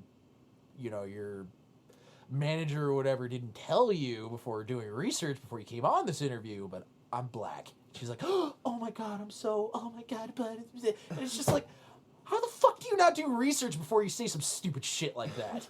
And that gives white people such a bad name. It's just like, oh, well, you think everybody is white, right? Anybody important has to be white. They can't be black. And easy enough to say that this bitch, I'm pretty sure, doesn't have a job anymore, or she's not on TV that much anymore. I can't remember, but I remember hearing that, and I was like, oh my fucking god. Oh my god. How are you gonna call it? Like, it's not even like this dude had like a slight black complex to his skin. He was black. Like, you can clearly tell this man had descendants from Africa. Like, you could clearly tell. And you call him white. Come on. How dare you? Seriously! It's like saying, oh, white people are British. Yeah, right. Like, okay. that, no. Or you mean all British people are white people? That too, yeah. Same difference, Yeah, either same or, difference, whatever. yeah. You know what I mean? Like, it's that. No. There are plenty of black Englishmen, or even other races of Englishmen over there. Like, you think America's the only place that had people migrate to their country because they wanted to get away from the other country? Mm-hmm. How ignorant are some people? There's a lot of sheltered people out there. But and I also feel like, but back to the whole Connors thing, it's just not going to do that well because she's not on the show. You know what I mean? Like, how are you going to write that off? You literally started the show with her, and now all of a sudden she's not there, and you're still going to continue with the show? Yep. Like, it was already weird enough as it was when you started off the show, and the whole thing of Dan dying back in the old show. Oh, no, it was just a fucking story. Never fucking happened. It was a bad dream. Yep, bad dream. Nope, it was just a story Roseanne was writing. What? Seriously? That's the road you went? And then you're just going to be like, oh, yeah, no, it's still Connors. We're not going to just... I don't know if they really... I haven't even watched the episode since Roseanne got off. But did they ever explain why she's not there anymore in the show? I think they wrote her off as, like, she died. I think they just... Seriously? Yeah, that she just died? Yeah, I think they just wrote her off the show, like, oh, yeah. So they did a Dan thing, and they just did it to Roseanne this time. Actually, you know what? Let me look that up. Yeah, look that up, because I don't know if they ever... Neither of us are going to watch this fucking show. No, I ain't going to watch it now because Roseanne's not on it. I love John Goodman. John Goodman is one of my favorite actors. Really is. But even he can't just save the show. I'm sorry, he can't. There's no fucking way. Because you can't have Dan Connors without Roseanne Connors. I'm sorry. It's just that tandem. What? No. What? Hold on, let me make sure. Did they just completely write her off without any explanation? Yo, they are so childish for this shit. Why? What did they do? I just want to see if you can guess. Go ahead and guess. Just after me just saying that. What do you think? What do you think they did? She's not the real mother. Ooh, that's good. I want to see your show. She's not the real mother. No, dude, they killed her. What? Okay, but check this out. Okay. They're saying she died from an opioid overdose. Oh my god. What? Seriously? Yeah, dude. That's childish as fuck. That is super childish. Are you fucking kidding me? Dude, just no chill. None at all. You kidding me? Oh yeah, never mind the fact we're killing her off the show. In case you all wanted to know, real Roseanne's got an opioid problem. Like, usually you kill a character off when you're, or kill a cast member off when you're just like, let's forget they ever happened. This death is like, no, let's remember this shit. This bitch was on opioids, and we said, fuck you, bitch, so was your character. And now everybody on the show is just like, oh, no wonder she was crazy. She was on opioids the whole time. You fucking serious? This is such childish bullshit. My God. Disney, you have no fucking chill. Is that Disney? Disney owns ABC. So it is Disney. Fuck you, Disney. God damn it. You fucking bastards. God damn. How? I understand Roseanne is crazy. I understand that completely. I've only seen a couple interviews. I've seen that one you just played, and then I saw her interview with Joe Rogan. Now, I could only get through 40 minutes of it because holy fuck, she's insane, and I couldn't keep up with half of the shit Me she was neither, talking dude. I about. watched like 20 minutes of that. And I Dude, it done. was all over the goddamn place. It was. How Joe Rogan kept a straight face and did not laugh. Because he loves her. I know he loves her, but even me, I'd be like, Roseanne. Just pull it back. Just No, I'd be like, Roseanne, here, I'm gonna put this here, a little recorder, and I want, after we're done, I want you to listen to half of the shit you just said, okay? All right, let's go. And then after it was done, okay, I'm gonna play it back. Do you see how nuts you are? Do you see why America thinks you're crazy? Is this gonna like fuck her career for Oh, it like, has. ever? It's over. Yeah. She was just getting a comeback. She was just getting a resurgence in her career, and now just like that, poof, it's gone. Maybe she should just go back to stand-up comedy. I think that's what she said she's gonna probably go and do.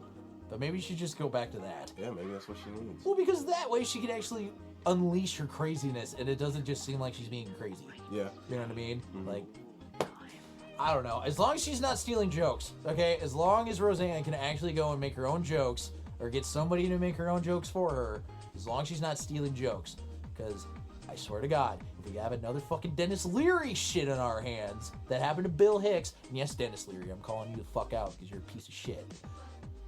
We cannot have that happen again, okay? We can't have somebody stealing literal acts from an actual good comic and then calling it your own. You just can't do that. I'm sorry. God, I hate Dennis Leary. I really do. He's despicable. You're despicable. I mean, but that even goes into fucking like, oh, what's his name? Ned. And if you all know who we're talking about, Ned, aka Carlos Mencia. Yes, his real name is Ned. And he's Honduran. And what the fuck was he? Honduran and German? Yeah. He's not even Mexican. He's not even Mexican at all. He got the name from fucking Mitzi Shore because she was like, oh yeah, you need to appeal to the fucking Yeah, you the need Latino a Mexican crowd. name. Yeah. But he's not even fucking Mexican. His name's Ned. Yep. And you stole jokes from a Jew, you fuck. You stole jokes from an Ari Shafir, an actual Jew. It's like, I mean, the Jew part has nothing to do with it, but you still stole jokes, you fuck. And then you get called out on it. Now, granted, this was years ago. You know what I mean? When he got called out years ago. So if you guys don't even know this update, go look it up on YouTube. It's like, what, 2005? Yeah, let's go with 5. Something like that. Yeah. Or they're at the 5 or 6. They're at the comedy club. Yep. That's where they're at. And then Joe Rogan goes on stage and literally calls him out. You know, he's like, I ain't no bitch. And like, you are a bitch though. You stole his joke. Ari, did he not steal your joke? Yeah, you stole it. You know who I feel really bad for? Is It's about, but Right here. it's about something in the news. Here we go. there's Ari. All right, so here's the joke. Either George Lopez did when he just did that fucking show. Ari did it a long time ago when he was opening for you. You saw him do it. He was When the fuck did he open for? He never opened for me. He opened for him. Yeah. Let's get Ari on stage. Now Ari's confronting him saying, bro, I opened for you. Yes, bro. I was. March Here's 2004. this new thing. I don't know if you guys heard this. He wants to build a new wall all down the California-Mexico border. Like a 12-foot high brick wall. It's like 3 feet deep. So no Mexicans get in. But I'm like, dude, Arnold, who do you think's gonna build that wall? This is 2006. Propose that we kick all the illegal aliens out of this country. Then we build a super fence so they can't get back in. And I went, who's gonna build it? That's the fucking joke. You really think that a Jewish guy came up with that joke? Yes, he did. 2 years prior. Yeah, 2 years prior to your bitch ass, Ned. And that's what I mean. Like, there's literal clear evidence. And he didn't even just steal jokes from just Ari Shaffir. He went and stole jokes from a bunch of other comics on top of that. Yeah. And still, to this day, says he did not steal jokes. Still. He's a He went piece on of work. Joey Diaz's podcast and was like, oh, I'm a better person now, blah, blah, blah. Like, Ned, the only way that people are going to forgive you is when you actually say that you stole those fucking jokes. Yep. Literally. Just come out and fucking say it. Like, we already are past the fact that you're not funny anymore. Yeah. We don't fucking care. Don't be an Amy Schumer. But I'm trying to think of who else he stole jokes from. Carlos Mencia. I know there's a whole list. I'm just saying, people. Schumer? Dude, there's like a 15... Who did she steal jokes from? Because Oh I don't my- think I had I was looked about this to up. say, there's like a... I don't know, there's like a... It's a long video. There's like No a- wonder I haven't seen her around anywhere. I want to say it's like a 15-minute video of just like... Well, you don't have to show the joke after joke after joke. of how many jokes she steals. Yes, there's just like... But it's from all different... It's Comedians? from comedians of all different walks of life. Hold on, let me see if I can find it. It's fucking nuts. Well, it's just like, what? Amy Schumer, I don't even understand that. Like, has she been doing it for years? Yes. Like, ever since she got popular? Yeah, even before she got popular. Wow. Amy. Come on, man. You were like one of the... 26. It's a 26-minute video. Jesus fucking Christ. Okay, we can play a little bit of it, but we don't need to play the whole thing. No.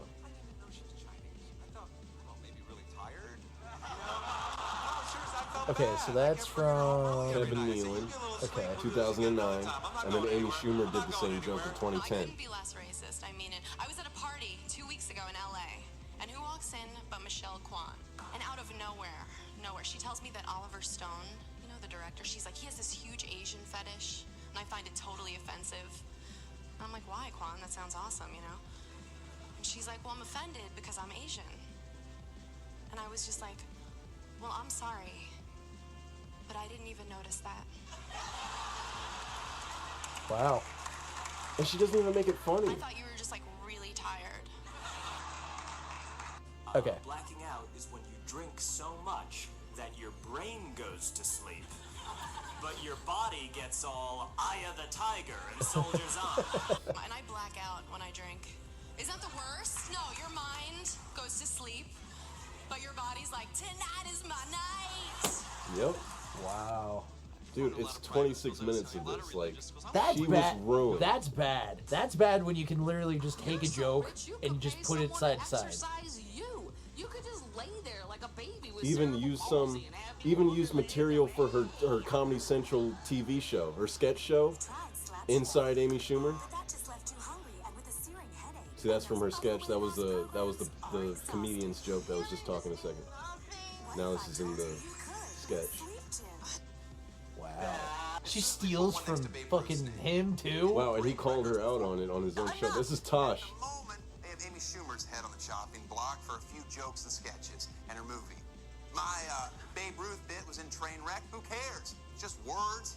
We'll put an asterisk next to Barry Bonds' name, sure. As soon as we put one next to Babe Ruth's name. Getting to break records before black people were allowed to play? Excuse me? Where is that asterisk? Why don't people talk about that? That's good. It's fucking I'd funny. love to know how many homers the Babe would have hit had Cece been throwing 92-mile-an-hour sliders. Yeah, maybe the fat boy would have put the cigar down and quit pointing had Jose been allowed to swim 90 miles to throw him a junk ball. Ruth was a superhero. He was Superman. Easy to be a Superman when you never played against a black guy your whole life. What has white black got to do with it? Every 12-year-old kid in the Dominican Republic right now can probably beat Babe Ruth. Blah, blah, We're 1947. It's one big ass blah. See? Put it. Wow. My cousin and I were arrested for shoplifting. See, like, she puts in her movies and her Ellen DeGeneres. Stole from Ellen DeGeneres too. Yeah. She's talking about eating popcorn in a movie theater. Something about sitting in the dark just makes you attack that And popcorn. something about the darkness, we just lose all of our inhibitions in the darkness. Is the popcorn really that delicious we must shovel handfuls of it into our mouth?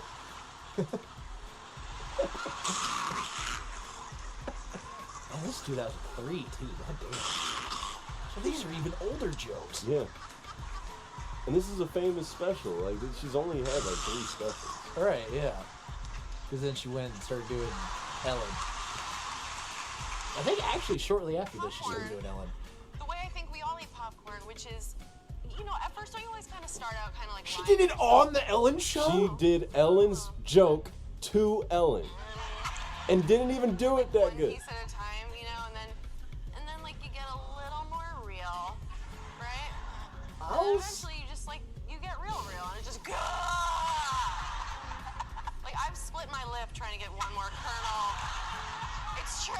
Do you eat popcorn like that though? Are you a popcorn? You know, Yeah, I do, and I eat it exactly like that. Right? I will admit that women dress for other women. Oh my god! I was gonna say, you can't tell me Ellen just sat there and took that. I would hope not. No, Ellen, that's why she was laughing. She was like, my god. this bitch is telling my joke. She sucks at it. But it's like, what? Amy. Okay, I didn't even know that. Okay, I didn't even know it went that far. Amy, you went and told her own joke on her show? What are you doing? One more. This is bad, too. This is real bad. Oh, God. Oh, this is Patrice O'Neal, Yes. too. Come on. Gorilla mask. That's you come in the face, right? And then take some pubic hair and throw it at her. She's talking about crazy sex positions. Or sex moves. There's the Abraham Lincoln. That's where the guy trims his pubes, comes on the girl's face, and then throws the pubes. Bitch, you didn't even do the joke That's right. what I'm saying. She doesn't make the joke more funny. She just changes the punchline and makes it a weaker joke. Like, Gorilla Mask is way better than the Abraham Lincoln for that. Wait, there's more, though. She copies this whole segment, this whole sex bit that he does. What? He does the whole She thing. does the whole thing. So she has that facial hair.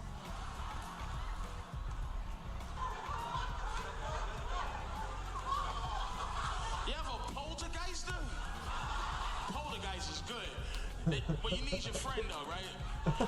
You fucking him from behind, and then you sneak out, and he takes your place, and then you walk outside and wave at her through the window.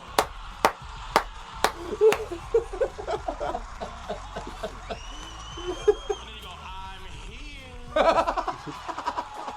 The worst one I've ever heard Oh, no. is the Houdini, which is where Wow. the guy's having sex with the girl from behind. The And Houdini. unbeknownst to her, his friend subs in for him. Guy number 1 runs outside, knocks on the window, waves to the girl. You know what I'm wondering?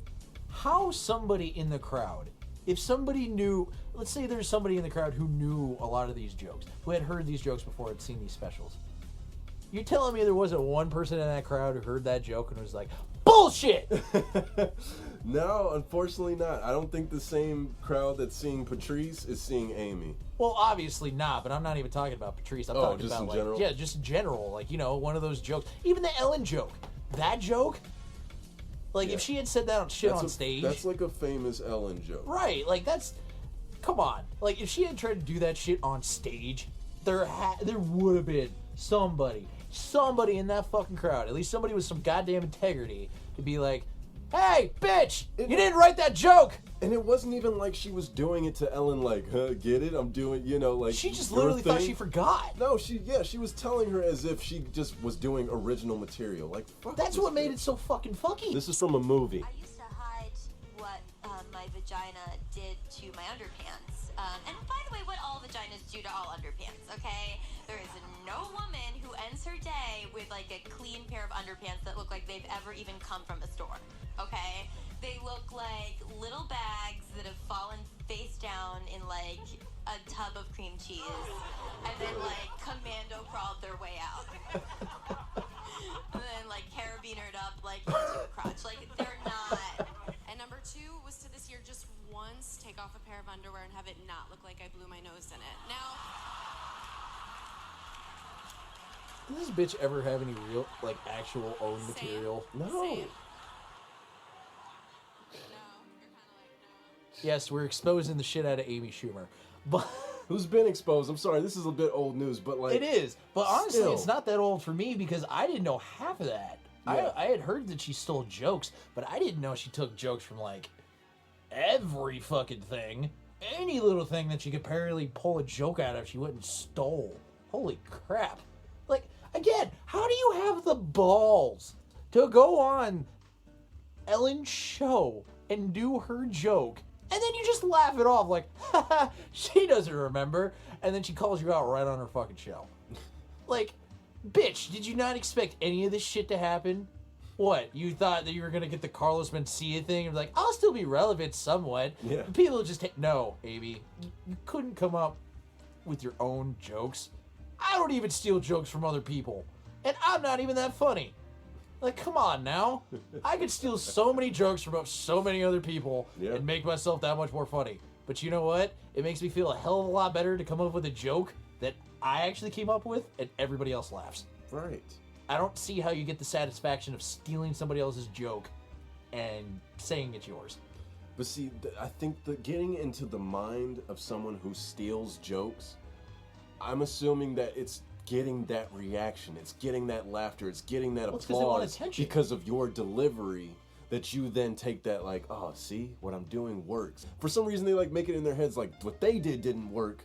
This But I'll works. make it work. Yeah. You get exposed like that, though. Like, Yeah. that shit will come back and hit you so hard. One of the bigger women comedians Yeah. at one point. Yeah, she was the it girl. And you know what? Honestly, now she gives women comedians a bad name. Like, unfortunately. Like, I'm sure there are a bunch of... And there are a bunch of other women comedians out there that are probably, if not more funny than her, way funnier.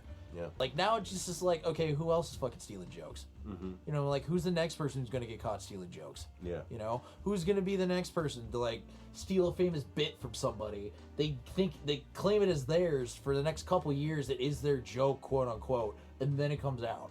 I mean, granted, apparently that's not happening as much anymore. I mean, obviously it happened with Amy Schumer, but apparently it's not happening much more because I think, at least now, I would say at least good comedians are at least in contact with each other, so they can be like, oh, well, there's this little fuckhead over here. Ah, don't worry, it's fine. He's a piece of shit. He's not gonna go anywhere. He's fine. You know, like they at least talk to each other now, at least somewhat, because I'm sure they partied, done some shit together, whatever. At least for comedians' sake, this is the best time, if any, to start making jokes. Yeah. Why? Ari Shaffir says it perfectly. There is a line you can cross, and it's just how much can you get over that line and still be funny? And that's the biggest thing I think what people need to understand. It's like if I was to tell you a bad joke and you didn't laugh. Okay, yeah, I told a bad joke. I just keep trying until fucking something hits. That's like literally what comedians do. Right. It's like what anybody does. And there is that one person. There is that one person in your group who tries so fucking hard to be funny, and maybe 1 out of 10 jokes stick. 1 out of 10. And he gets that little satisfaction laugh, and he keeps going. Again, with comedy, it's an art form. It's like making music. It's like painting. There's different ways to do it, but you can't just shit on it because you don't find it funny. Again, I can't speak for any comedians trying nowadays, because I'm not one. I'm not. But at least from what I've heard, it's like you have to put in the grind, and then there is a point where apparently it comes to like, are you gonna continue this and try to keep going, or are you gonna do this and stay in the same spot? Because that's what seems to happen a lot with a lot of comedians. Like, there are probably a lot that we don't know of, but the only ones that make it are the ones that they just, I wouldn't say they get it, but they find something that works. And then they just go with it because like that's what makes them funny. Like, have you ever seen a Russell Brand special? Yeah. Russell Brand specials are fucking informative as fuck. They are. But at the same time will still make you laugh. Yeah. You know what I mean? Like, maybe it's just the way Russell Brand talks. He entices you to sit there and listen to everything he's saying. Yeah. Then the punchline comes, and then you're like, oh, that was a joke. Okay. You know, stuff like that. You know, I mean, you can even go back as far as fucking Nick Swartzen with his weird comedy shit. Yeah. You know what I mean? And I'd say it's very weird. Nick Swartzen was on the level of like Kroll level. You know, or is that his name? Yeah, Nick Kroll. Yeah, Nick Kroll. He's on that same level. Comedy is just different all the way around. Like one person may like fucking Ron White, but they may not go and like fucking like Tom Segura or something to give the opinion of, oh no, this comedian shit. Yeah, or this like isn't this comedy. Yeah, like this stuff's not funny. Well, are you sure about that, or did you actually give it a listen, or were you just like, I'm not gonna find this funny, and I'm just gonna hate this, and I'm just gonna still watch it? You know, I mean, even who's another one? Who's a really old? Gregory James. If you know who that is, Gregory James is. I'm not sure he's really old now. He's still alive. He's really old now, but his niche was like he was an old Southern guy that his tongue was like this, like up on his, and he talked like this. Yeah. That was his thing though, and it was funny. Like he had a bit where he was talking about how, you know, the only time that we get food made in our house when somebody died. Whenever somebody died, we get the full feast. Get turkey, ham. Me and my brother would hope somebody would die just so we would eat. You know? And he'd be like, this is how the conversations would go in those things. Oh, I see that she brought a Caesar salad. You know, I heard that when her brother died, not even a couple months ago, she baked a whole ham. You know, I know that joke. Yeah. Yeah, it's, you know, it's like that thing of like, oh, your death is more important than mine. But he made it funny. Like, how many times do you hear somebody making a funeral joke funny? I found it funny because it's a Catholic thing, and it's very fucking true. You ever been to a Catholic funeral? Literally, you do the whole thing, and everybody goes down and eat. They literally eat their sorrows away. That is like how the Catholic Church gets rid of people dying. Like, oh yeah, we all cry that he's dead in a coffin. What's for dinner? Oh, we got pork, we got steak, we got burgers, we got... Literally, it's like somebody dying is like a happy event. Like, it's, yes, it's sad, but at the same time, it's like, in the way that it was described to me is like, the person was still alive, they would want us to be happy, they wouldn't want us to be sad. So that's why Catholic people go and eat after a fucking funeral. So let's get to, Yesterdays of yesteryears, Yes. And this one's especially weird. Only because we started this recording, and what was the first thing that came out of my mouth? You said who exactly assassinated JFK? Like, who actually assassinated, like, what actually happened? Because we always hear, Oswald was able enough to shoot the whole thing. Oh no, there was more, there was different than that. He didn't shoot from the building, blah, blah, blah, to Herpeter. We don't even fucking know. Like, it's so convoluted, whatever, we don't fucking know. Yeah, you brought that up, and then I was like, well, you know, somebody close to me years ago showed me a video that they didn't give me a link to, I don't know why, but they just showed it to me because they wanted me to spread the word. But it's like, dude, it's kind of hard when I don't have this video proof. But anyway, there was a video of that day of JFK's assassination. He's in the car, he's driving, Secret Service is surrounding the vehicle, and then you see one of the Secret Service agents turn and like gesture to one of the guys behind the car, like a nod and like a point or some shit, and then the other guy goes like nods. There's two Secret Service guys at the front of the car, and like I said, one of them gestures the dude in the back, that guy responds, and then the other guy next to that dude in the front then pulls out a gun and shoots JFK.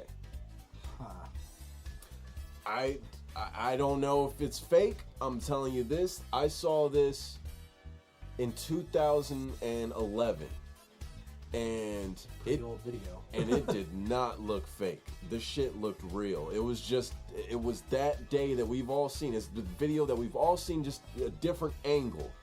And yeah, I don't know, but I've never walked around and said, oh, you know, it was the Secret Service that did it, because I have no way of proving that. But regardless, I started to get into that, and you were like, shouldn't we be recording? And I was like, oh shit, yeah. So then I pulled up our list of things for yesterday of yesteryears, and there's some eeriness going on today. Quite a bit of shit happened today. We'll get there. Let's run down the list really quick. Because you're gonna hear it, and or it's you know gonna what? blow your ears. Maybe I should do something different. Maybe I should start I've never done this. I've never mentioned who was born and who's died on these days, but maybe this time I should. So I think it goes. Yeah, I think that's appropriate. So let me start with births. All right, births today is Katherine Heigl, the fucking actress. You may know her from Knocked Up or Grey's Anatomy. Fuck her. So she was born in 1978. But in 1946, November 24th, Ted Bundy was born. Mm-hmm. He was born on this day, ladies and gentlemen. That's Ted Bundy, the serial killer. No. There is no mistake in this Ted Bundy. There's only one Ted Bundy everybody knows. So if you know a Ted Bundy, it's not him, okay? He's fine. He's safe.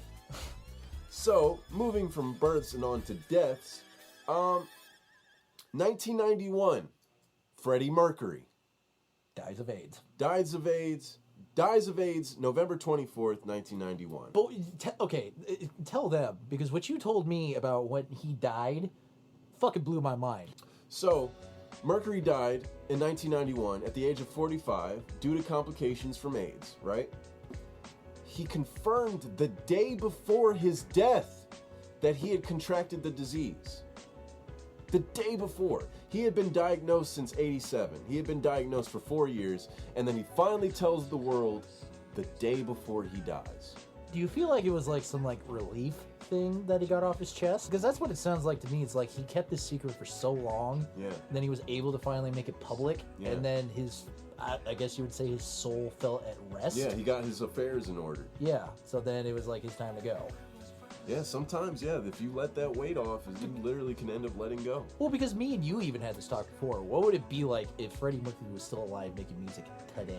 Yeah. You know what I mean? Yeah. Like, what would this music world be like if he was still alive? And I guess I would go with many other musicians who died too. You know what I mean? Like Kurt Cobain, all of those, even Amy Winehouse, if she was still alive. How would music be different today? Yeah. Because when they died, that style, whatever that was, it stopped with them. It didn't go anywhere else. It stopped with them, and we haven't had anything else like that. No, there's no stadium rock anymore. No, you know what I mean? Like, there's nothing like that. The closest ones are like that are the old fucks who still go and play today, like AC/DC, Rolling Stones, fucking Queen. well, but it ain't Queen without Mercury. Right? Do they still tour? Oh yeah, their new lead singer is Adam Lambert. He was once an American Idol, and he was very big in the gay scene because he's gay himself. But shocker! But he very much has a Freddie Mercury sound and vibe to him. But he can't replace Mercury though. You can't replace those teeth, okay? And you can't replace the porn stash that he wore so well. No. Freddie Mercury was the only guy that you could see with a porn stash, and you're like, you know what? I'd fuck that guy. I'd fuck that guy. So yeah, Freddie Mercury died on this day in 1991. And then, in 1963, Lee Harvey Oswald, the American assassin of John F. Kennedy. All this shit happened today, ladies and gentlemen. Okay, a serial killer is born on this day, JFK gets killed on this day, and then Freddie Mercury dies on this day. No, remember, the assassinator died today. My bad. JFK would have died 2 days afterwards. Before. Oh, before, right? Yeah, so the 22nd. All right, because they went and executed Lee Harvey Oswald. Well, not Didn't exactly. they? Well, not exactly. Let's get to that. Oh, I know. No, that's right. That's here right. are the eventful things that have happened on today. 2012, a fire breaks out in a clothing factory in Dhaka. Over 110 people were killed and about 200 people were injured at the Tazreen fashion factory on the outskirts of Dhaka, Bangladesh. The tragedy brought... No fucking wonder nobody heard of it. The tragedy brought to light poor working conditions of workers who made export clothing in Bangladesh. It also led to major labor reforms in the country and in the fashion world, which promised to take steps to ethically source their products. Nobody saw that coming. Not at all. No. No safety precautions in Bangladesh? What? No way. Come on. Get off it. Get off it. They're fine. Moving on. 1971. They got shirts. They're fine. I survived Bangladesh. 1971. Hijacking of Northwest Orient Airline 305. Considered to be one of the only unsolved hijacking cases in American history, a man named D.B. Cooper, or Dan Cooper, hijacked the Seattle, Washington-bound plane. After his demands of $200,000 in cash and parachutes were fulfilled at the Seattle airport, he released the passengers, refueled the airplane, and asked to be flown to Mexico. On the way, however, he used a parachute to escape from the plane. Cooper has never been identified or caught. Okay, well, here's my thing. How the fuck did you let that guy go? How did you... Why was he only asking for $200,000 too? Once the passengers have been released, the job's done. Right. Like, we can all go home. We can shoot this motherfucker and go home. Right. Like why do you have to give in to his demands still? After you let him off the plane? I don't understand. I always thought whenever you see that shit in movies, like, yeah, you know, just give us the hostages and then we'll give you what you want. I always just assumed that was just some bullshit that just happens in movies, like when they still go on with the man's demands, but apparently not. But it's like, how the fuck was there nobody following them? Like, how was there no other plane behind them when that plane goes up in the air and be like, just in case he fucking flies out of the plane? Different times, I guess. I guarantee you he fell into the water and died. And just in the ocean, nobody could find him. That parachute's like sinking him down. Yeah, it's just like, no, god damn it, no. And then, and then there you go. Okay, now, 1963. Here we go. What we've been trying to get to. Lee Harvey Oswald, the assassinator of JFK, was shot. Supposable assassinator of JFK. Right. Oswald had assassinated JFK, the 35th American president, 2 days prior to being shot himself by Jack Ruby while being transported by the police. The murder was broadcasted live on TV. See, and that's where that kind of thing is like, don't you feel like that was a little planned? The fact that it was on live television when they were taking this guy to go to jail, and then some random fuck pops up out of nowhere and shoots him. And who this Jack Ruby guy is, I wonder. But it's like that is too coincidental. You know what I mean? It's like, if Lee Harvey Oswald actually did kill him, like, why did it take you guys so long to just put him in jail? Like, why? Like, if you knew back then, if you knew he killed him, I'm pretty sure they didn't find him until then. Oh, really? Yeah, I don't think they got him the same day that he killed JFK. But Jack Ruby apparently was a Dallas, Texas nightclub owner. See, and that makes it even more weird. Why the fuck would a nightclub owner go and kill a dude who just killed the president? What sense does that make? There's a story there, man. Like, there's a bunch of shit there. Nobody wants to go look into it because it's just like, oh, clear case shut. He got his head blown off. Yeah, that's it. Open and shut case. Oh, yep, we got it. But it's like, again, like you said, a nightclub owner. What does a nightclub owner have to gain for go and kill the guy who just went and killed the president, supposedly went and killed the president? Did he actually kill the president, or are you just trying to keep all, that's what I'm saying. Was it out of duty to his country? Did Jack Ruby eventually die? Because that would be some shit too. Like, if after he killed Harvey Oswald, he went and got killed some other fucking way. He died in 1967. So he died 4 years later. Did like natural causes, or just like... Because if it's anything other than that, I call it conspiracy. Ruby was sentenced to death, but died of cancer in prison. Okay. But moving on, 1877, Black Beauty is published. The classic novel about the life of a horse called Black Beauty was written by English author Anna Sewell. The book quickly gained popularity and became an important part in the animal rights movement. It was Sewell's only published work. Never heard of it. 1859, Charles Darwin's Origin of Species published. So is this the whole basis of where Darwin gets his whole... Yes. 1859, one of the most influential books of all times, On the Origin of Species, put forth the theory of evolution and described the process of natural selection. Or Marxism. Or that. And also gave us the Darwin Awards. Now, people, that is all the most eventful things that happened in yesterdays of yesteryears. Yes. So that's how they came up with the Darwin Awards? The Darwin Awards, people, for those who don't know, like my good buddy BJ here. I clearly don't know. I'm very The fucking Darwin spacey Awards. clueless right now. The Darwin Awards are these. Would it be like equivalent to like having a Nobel Peace Prize kind of thing? Yes. Okay. So the Darwin Awards, individuals have been graced with a Darwin Award, a prize reserved only for those who have contributed to human evolution by selecting themselves out of the gene pool by dying or almost dying at the hands of their own ignorance. Really? So basically, you get a Darwin Award if you died in a stupid way or nearly died in a stupid way. This is the highest form of honor you can get. Yes. So, real quick, I'm just going to give you just a few samples, and I want to be able to do this every now and then on an episode. There was a book actually called The Darwin Awards, and I read it as a kid, and I just thought it was I just couldn't believe what I was reading. Like, the stories that you read that are happening as we speak, and we just don't know, it'll blow your mind. But anyway, so let me just run down a few, just to give you a taste of what the world of the Darwin Awards is like. You can only imagine how some of these deaths are going to go. 259 people worldwide have died while taking selfies this year. And here we have an example. I wonder fucking why. Oh yeah, the first picture is a dude right in front of a fucking train. He's taking a selfie, and right behind him is an oncoming train that is gonna just about clip him. It's not like he's right on the tracks, but he's just close enough that It's that like, train if is it going has to something hit him. hanging off the thing, it's going to take off his head. Oh yeah. You know what I mean? But, I mean, yeah, people are going to die from that, because you see fucking people taking selfies off a goddamn cliff, and they're holding on like, oh, look at me. Oh, yeah, I'm holding on to a cliff. Fuck my phone. Yep. A selfie captured moments before the man in the photo died. That's the one with the train. So he did die? Yeah, he died. No, that's Wow. what I'm saying. Yeah. Natural selection, people. The report defines selfie deaths.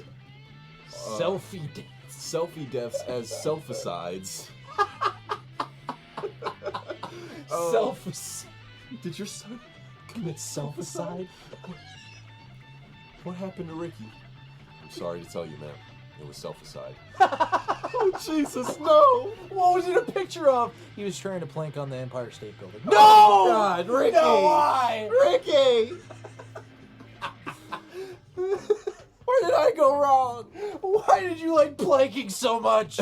Why were you the planking master?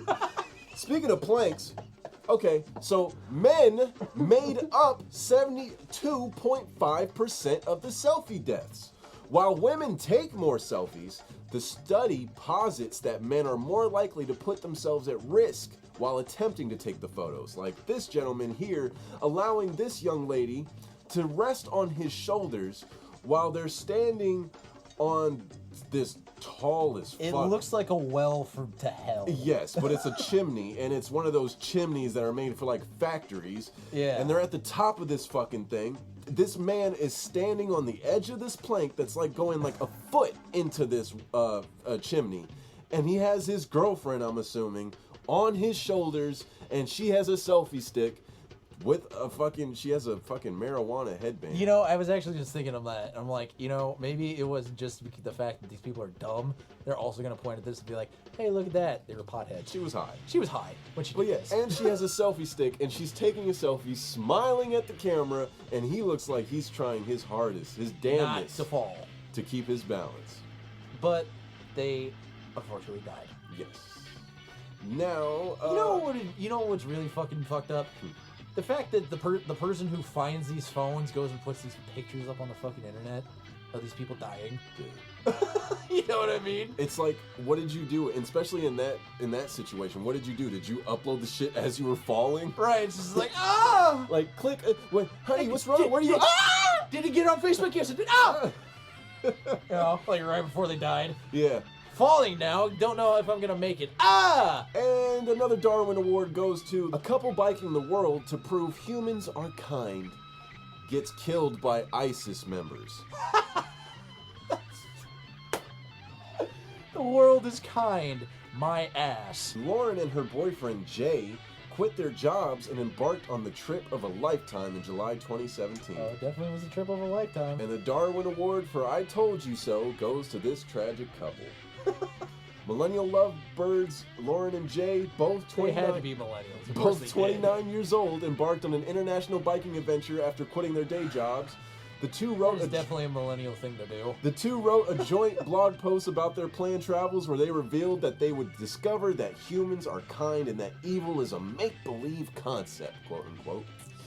Yeah, I hate to break it to you, but I don't think evil is a made-up concept. Sadly, after just over a year of traveling, they were killed by ISIS militants.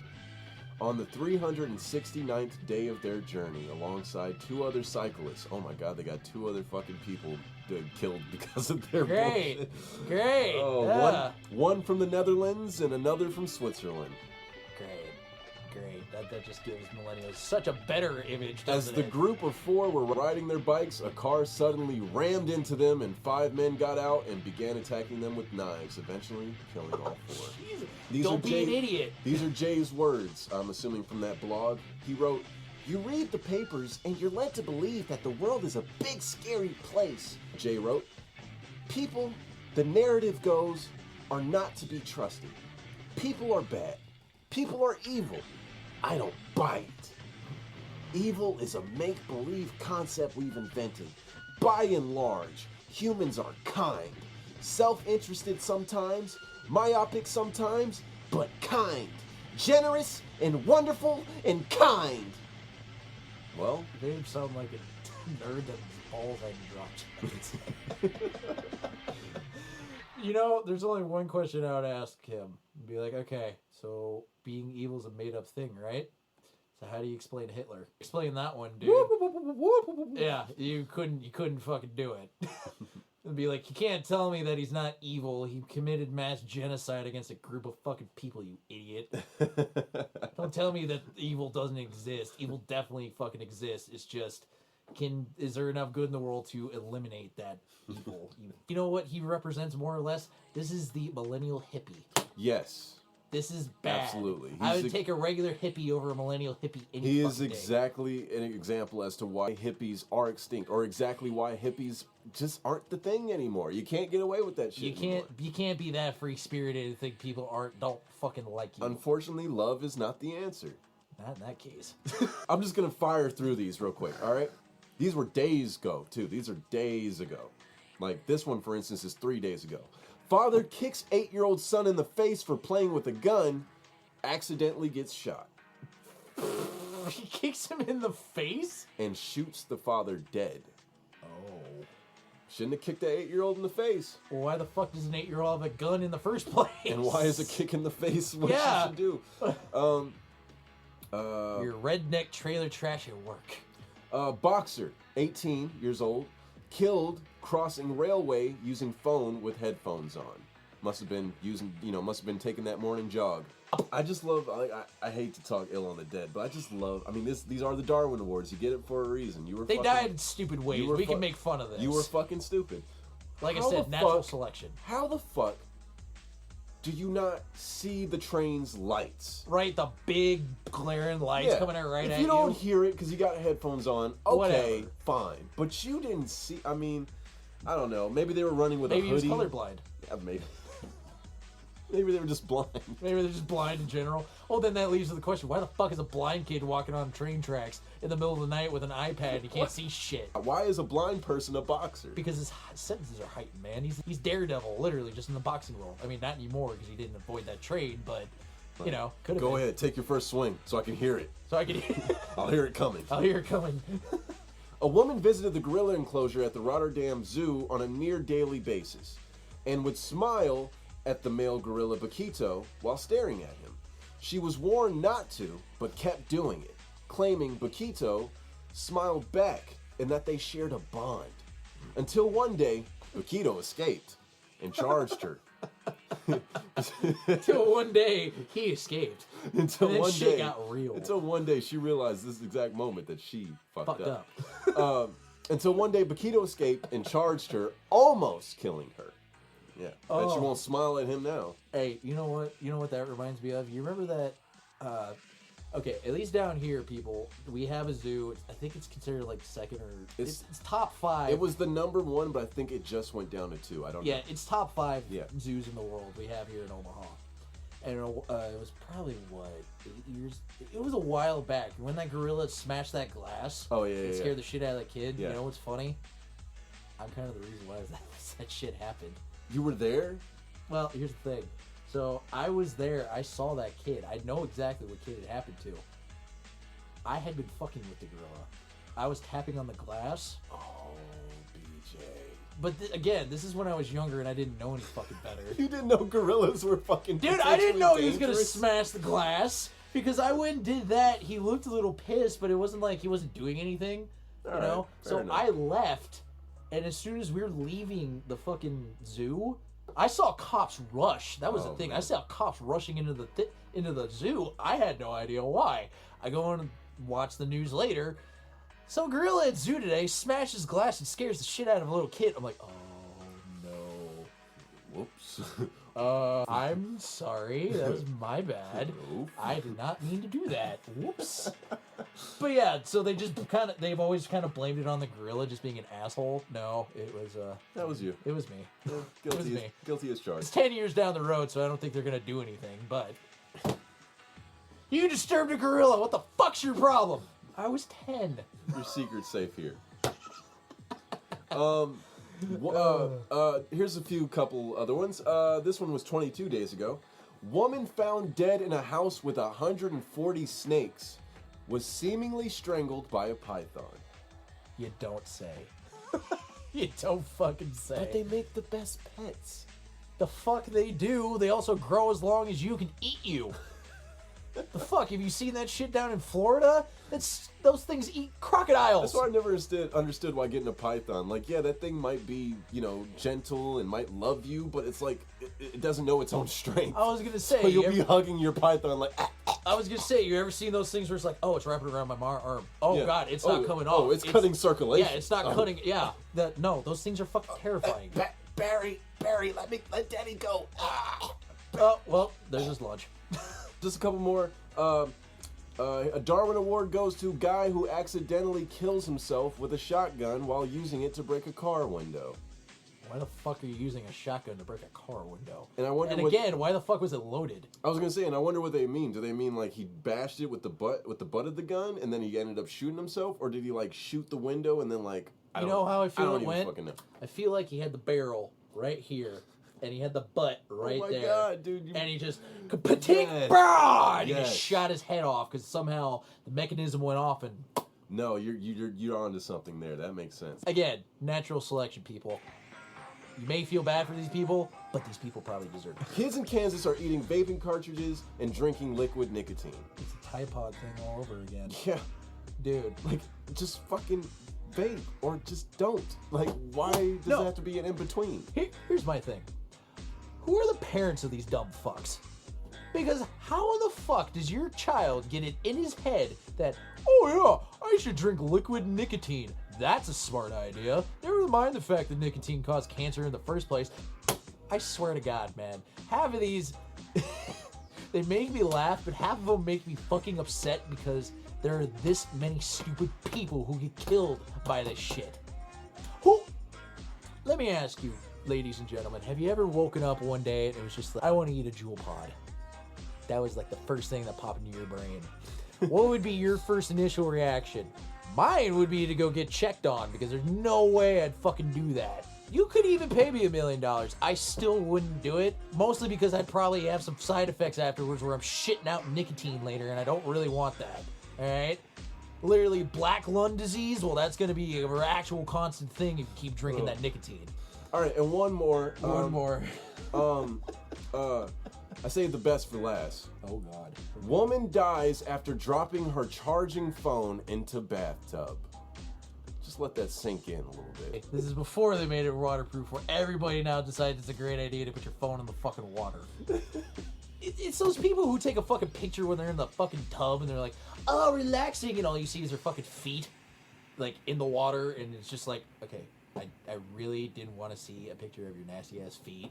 I really don't want to see that. Why the fuck are you putting this up on social media? It leads to the question of why do you have the people put some of the shit on social media when, in the grand scheme of things, why are you putting it up there? Like, that's my thing. There's some things that people put up there where I'm just like, you could have literally kept this to yourself. Yeah. There was no reason to go expose everybody to this obscene, stupid shit that you're putting on the internet. Just like people go and try to watch and see fucking Donald Trump's Twitter feed because our president goes and fucking tweets at 3 o'clock in the goddamn morning because the dude doesn't sleep.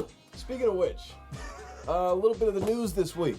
Obama would like to tell Democrats to chill out. How about the party? He said everybody needs to chill out about the candidates. And shut the fuck up.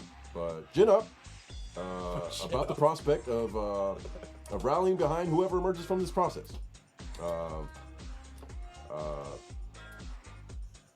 There will be differences, but I want us to make sure that we keep in mind that relative to the ultimate goal, which is to defeat a president and a party that has taken a sharp turn away from a lot of the core traditions. And then cut off their head and put it on a stake.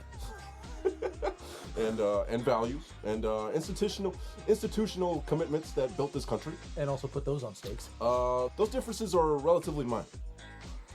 Those are good arguments to have. He said about the debates of healthcare and climate change, but you gotta win the election.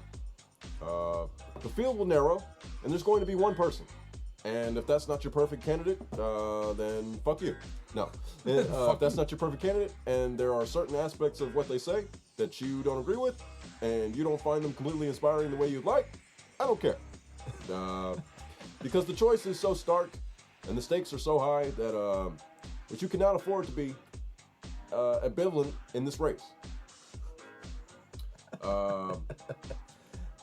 He said, my one cautionary note is I think it is very important for all the candidates who are running at entry level to pay some attention to where voters actually are. Deluded into thinking that the resistance to certain approaches to things is simply because voters haven't heard a bold enough proposal. Isn't that every fucking election though? Right. That's what I'm saying reading this. I'm like, Obama, what the fuck are you saying? Well, yeah, this is like... Why is he acting like this is so profound? This is something that nobody ever knows. Yeah. Nobody knows about this shit at all. Democrats need to push hard on the issue. An area where the room to talk about this in bold ways is greater than it was in 2008. I think it is very important for the Democratic Party to be clear and bold about saying we're going to initiate structural changes that reduce that inequality. Pow! We're going to the White House! Yeah! It is something that we were aware of in 2008, and we wanted to do more about. But the first thing was putting out a big fire to make sure we didn't have a Great Depression. Because it's always burning. We have a number of women candidates, and we have one gay candidate. And those candidates are going to have barriers if they win the nomination. Or if they win the general election, We're just going like I to the did. White House. Yes, queen. If they win the general election, just like I did. Sorry, I'm not trying to make fun of gay people, but that's exactly how I imagined. He'd be like, what? I mean, oh, yes, queen, slay, yes. Let's run this bitch. Work that election, bitch. Work that shit, yes. Yes, queen. Fuck what everybody says. Work that shit, bitch. I don't know why we just imagine them being all drag queens. You know, it's the gay president. He's a drag queen. Everybody in his fucking thing is a drag queen. Like, at any time he has a speech, it's like a runway for like transgender people. Today we're gonna talk about the issues, and we're also gonna look at these pretty ass dresses. And strut. Wait for it, pose. Strut. Look at this ass. Strut.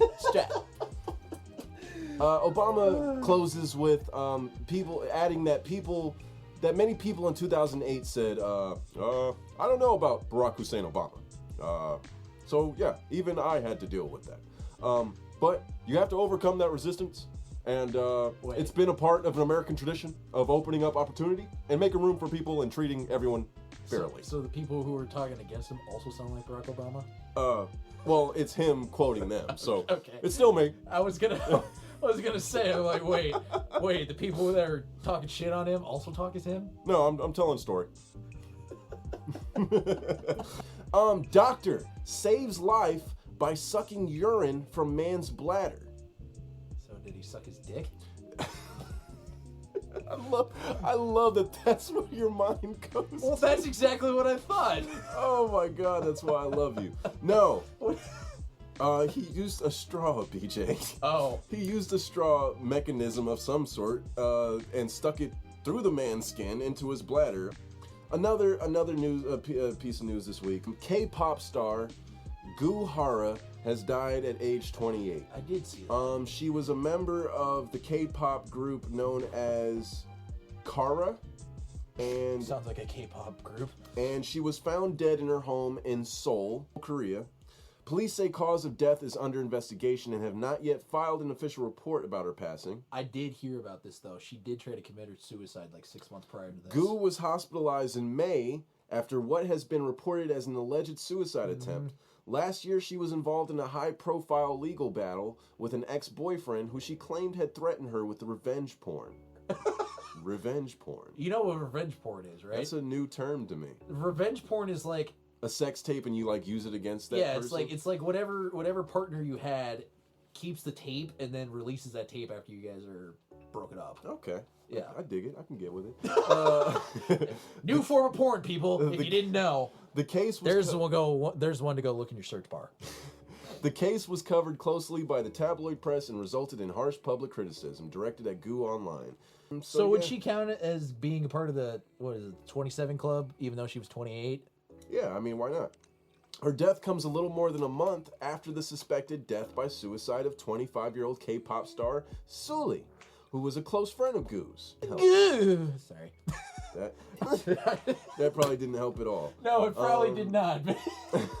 That's exactly what I thought of. I'm not trying to downplay her suicide, whatever the fuck happened. I can see why she killed herself. Earlier this year, Gil, she said things in an Instagram story that caused her followers to grow concerned about her mental health. After living this is the quote, "After living all those years with suppression, I look fine on the outside, but it feels as if I'm starting to break into pieces inside." Hi. So, yeah. Hi. She had an increasing amount of sexual harassment and misconduct issues. Like against other people, or just like just in general? Yeah, I think the public, people who were close to her, yeah, just wasn't all around having a good time, guys. Apparently fucking not. Yeah, dude, it's looking like suicide, because, no, this was the attempt, excuse me. So, yeah, earlier this year, concerns over Gu's health caused a stir. She was found unconscious in her home after posting goodbye on her Instagram account. Oh, yeah. So, she's tried. Tried and apparently not succeeded. That also leads to the question, though, what the fuck is going on in her life to make her be like that? Minus the sexual harassment stuff, because I'm sure that probably has some play into it. Even like record company or whatever the fuck she was, whoever had her under contract, I literally feel there was something they were doing that made her feel this way. Either that or it was drugs. Yeah. I mean, I hate to say it, but I'm like, most of the time when artists like this get like this, it's usually has to do with fucking drugs. But it really sounds like a classic tale of depression. We're going to play a little bit of a tune by Kara, the group she was in. So this is for you, Gu.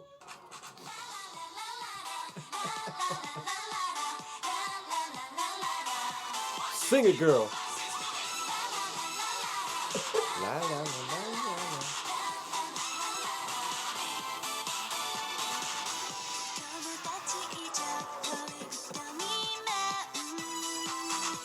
I'm pretty sure that's her. Is it? I think.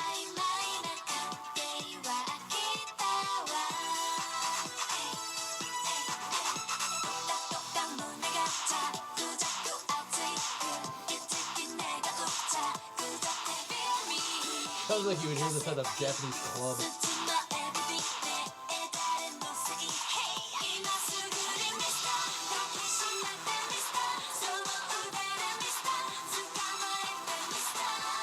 Rest in peace, Gu Hara. Yes. You know what also that leads me to think of? You know how we have our pop bands here, right? Yeah. Have you ever heard any of our pop bands going and trying to kill themselves? No.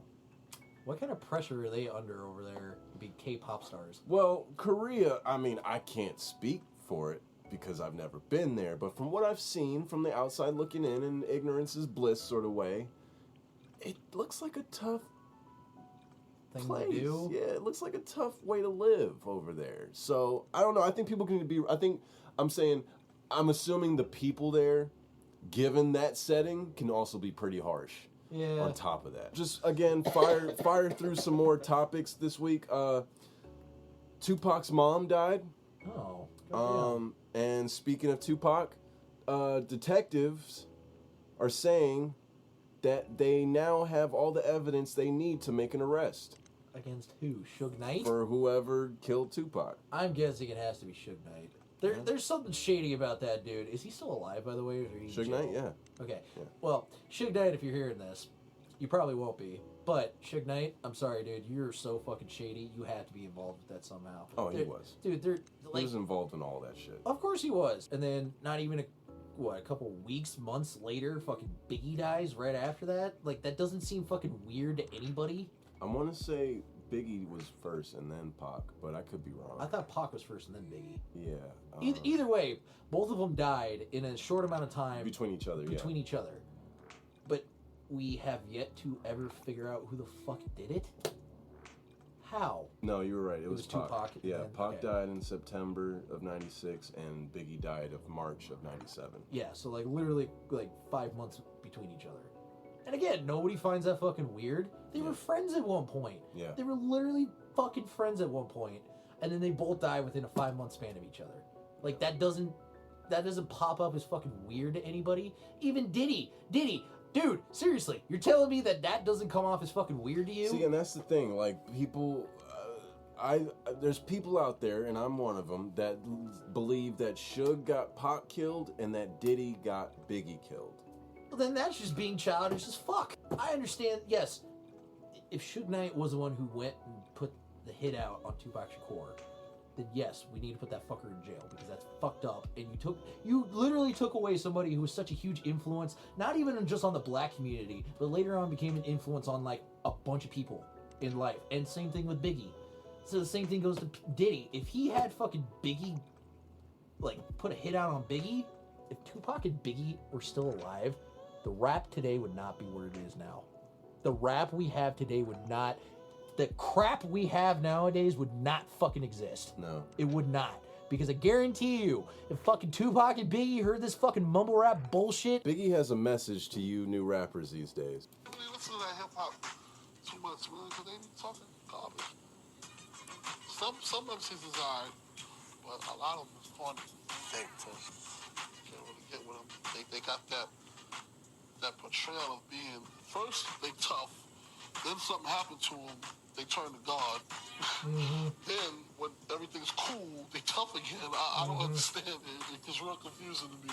So I just said, I'm just gonna listen to me and Dream Outfit and some slow jams, because I can't deal with these characters. And if I hear one more rapper talk about Versace, Dolce & Gabbana, leave it alone. It's over, y'all. It's no more. It's finished. I started it and I'm ending it. It's over. Thank you. And y'all don't copy. And y'all don't copy it. Yeah. Yeah, why don't you guys listen to that part? Because y'all are fucking copying that shit. You know fucking it. There's a literal song. You know what song I'm talking about. Bugatti. They make a whole song about a fucking car. Who the fuck cares about a goddamn Bugatti? Half of you fuckers don't even own the goddamn Bugatti. You got it for the fucking shoot, and then I had to go back to the fucking dealership.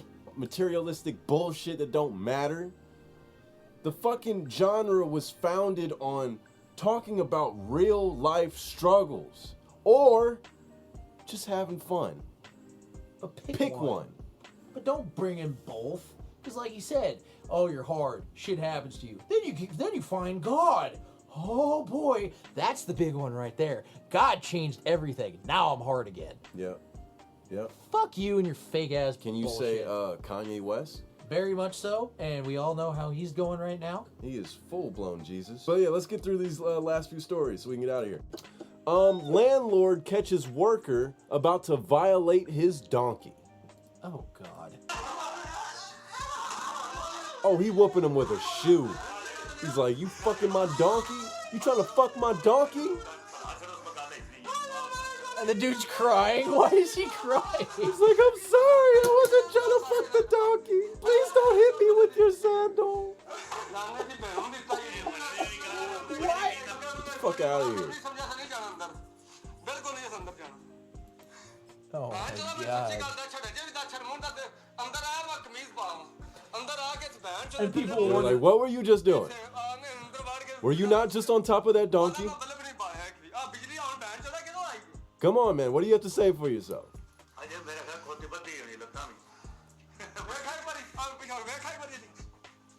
It smells like your dick in here.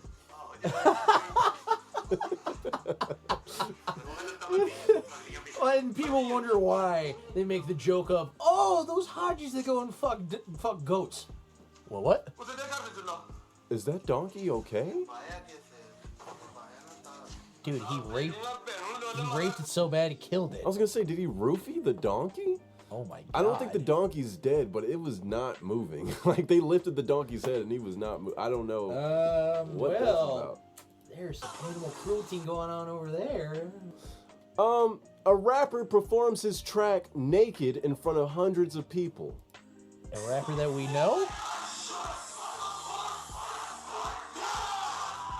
He is very Sounds like naked. a fake-ass XXXTentacion. He is butt-ass naked, and now he just went into the crowd. With his sweaty-ass ball self. Oh my god, dude. He was Who was the butt-ass. fucking rapper? I don't... Here, let me see if they gave a name. He was butt-ass naked, Like, y'all. there was Stark naked. There was no, like, pixelation or anything. This dude was butt-ass naked. No name? I wonder why, because I'm sure he doesn't want to be known as the rapper who gets naked on stage. Why the fuck was he naked on stage in the first place? He must have a small dick. or else, Because I didn't or else we hear- would have known his name. Well, I was gonna say, I didn't hear any woman in the crowd going, like, they saw how big his fucking pecker was. I think Right. it was more like, oh, you brought that out? Woman causes quite the disturbance inside this McDonald's in Toronto. Why is it always McDonald's? You're yelling at a McDonald's employee.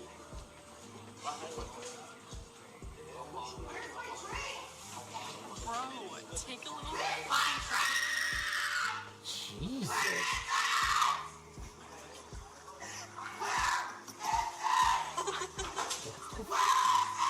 What the fuck?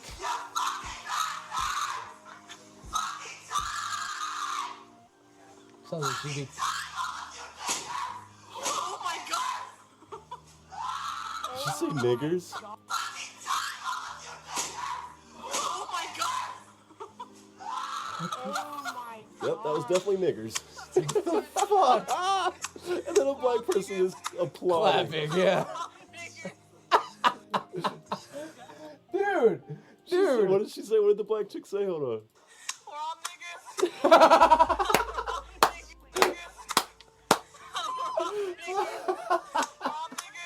We're all niggers. I need that as my ringtone.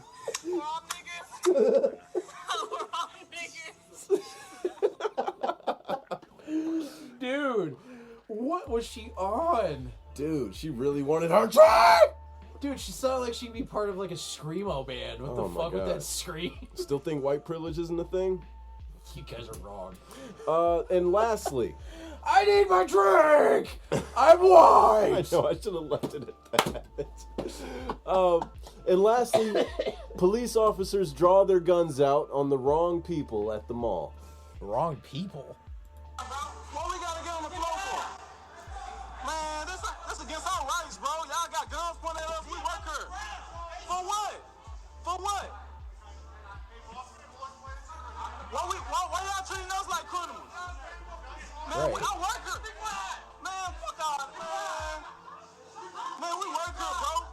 We work here. Y'all putting guns on us. Tony, you quiet. No, I tell this dude same exact thing. This is Man, bullshit. y'all drawing down on us for no reason.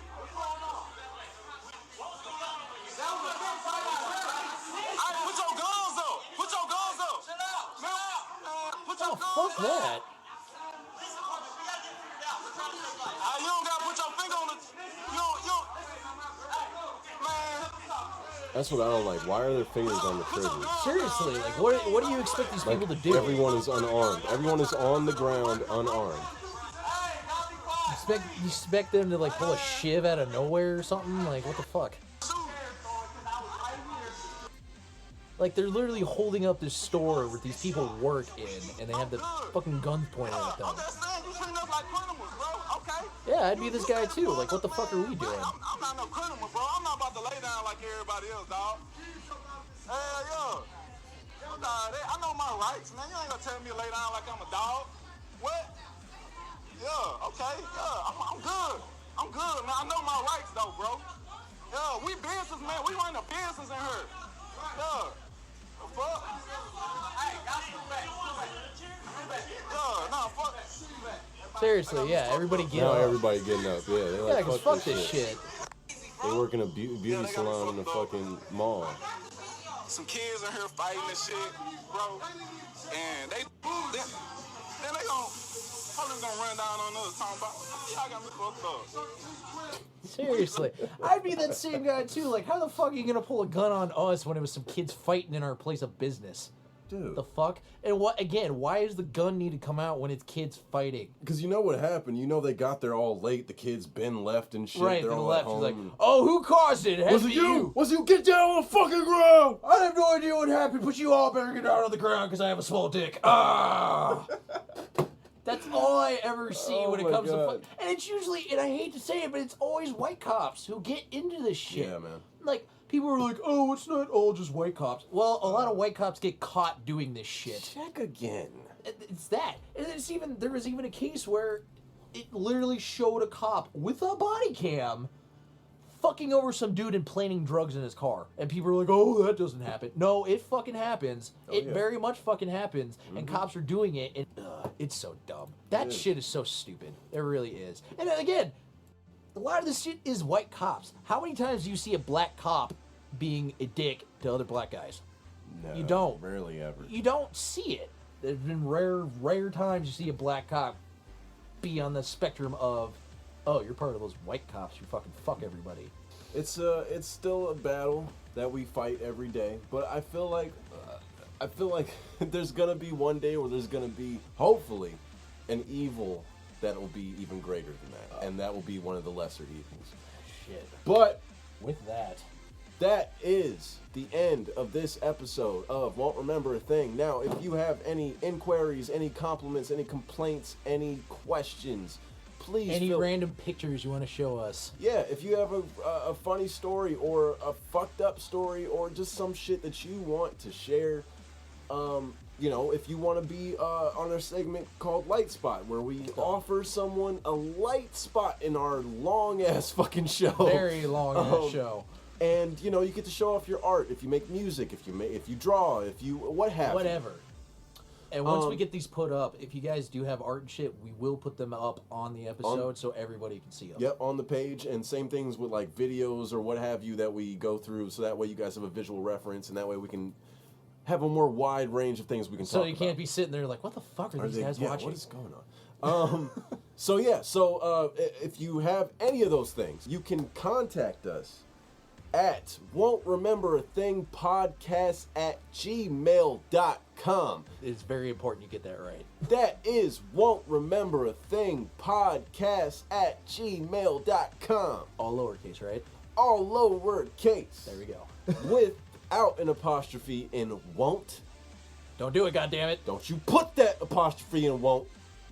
It will piss me off. Yeah, and that's about it. So, with that, we love you, and we'd say thanks for living. Yes, we say thanks for living, but you know, we're all dead inside anyways. You know. We'd say thanks for listening, but you probably won't remember a thing.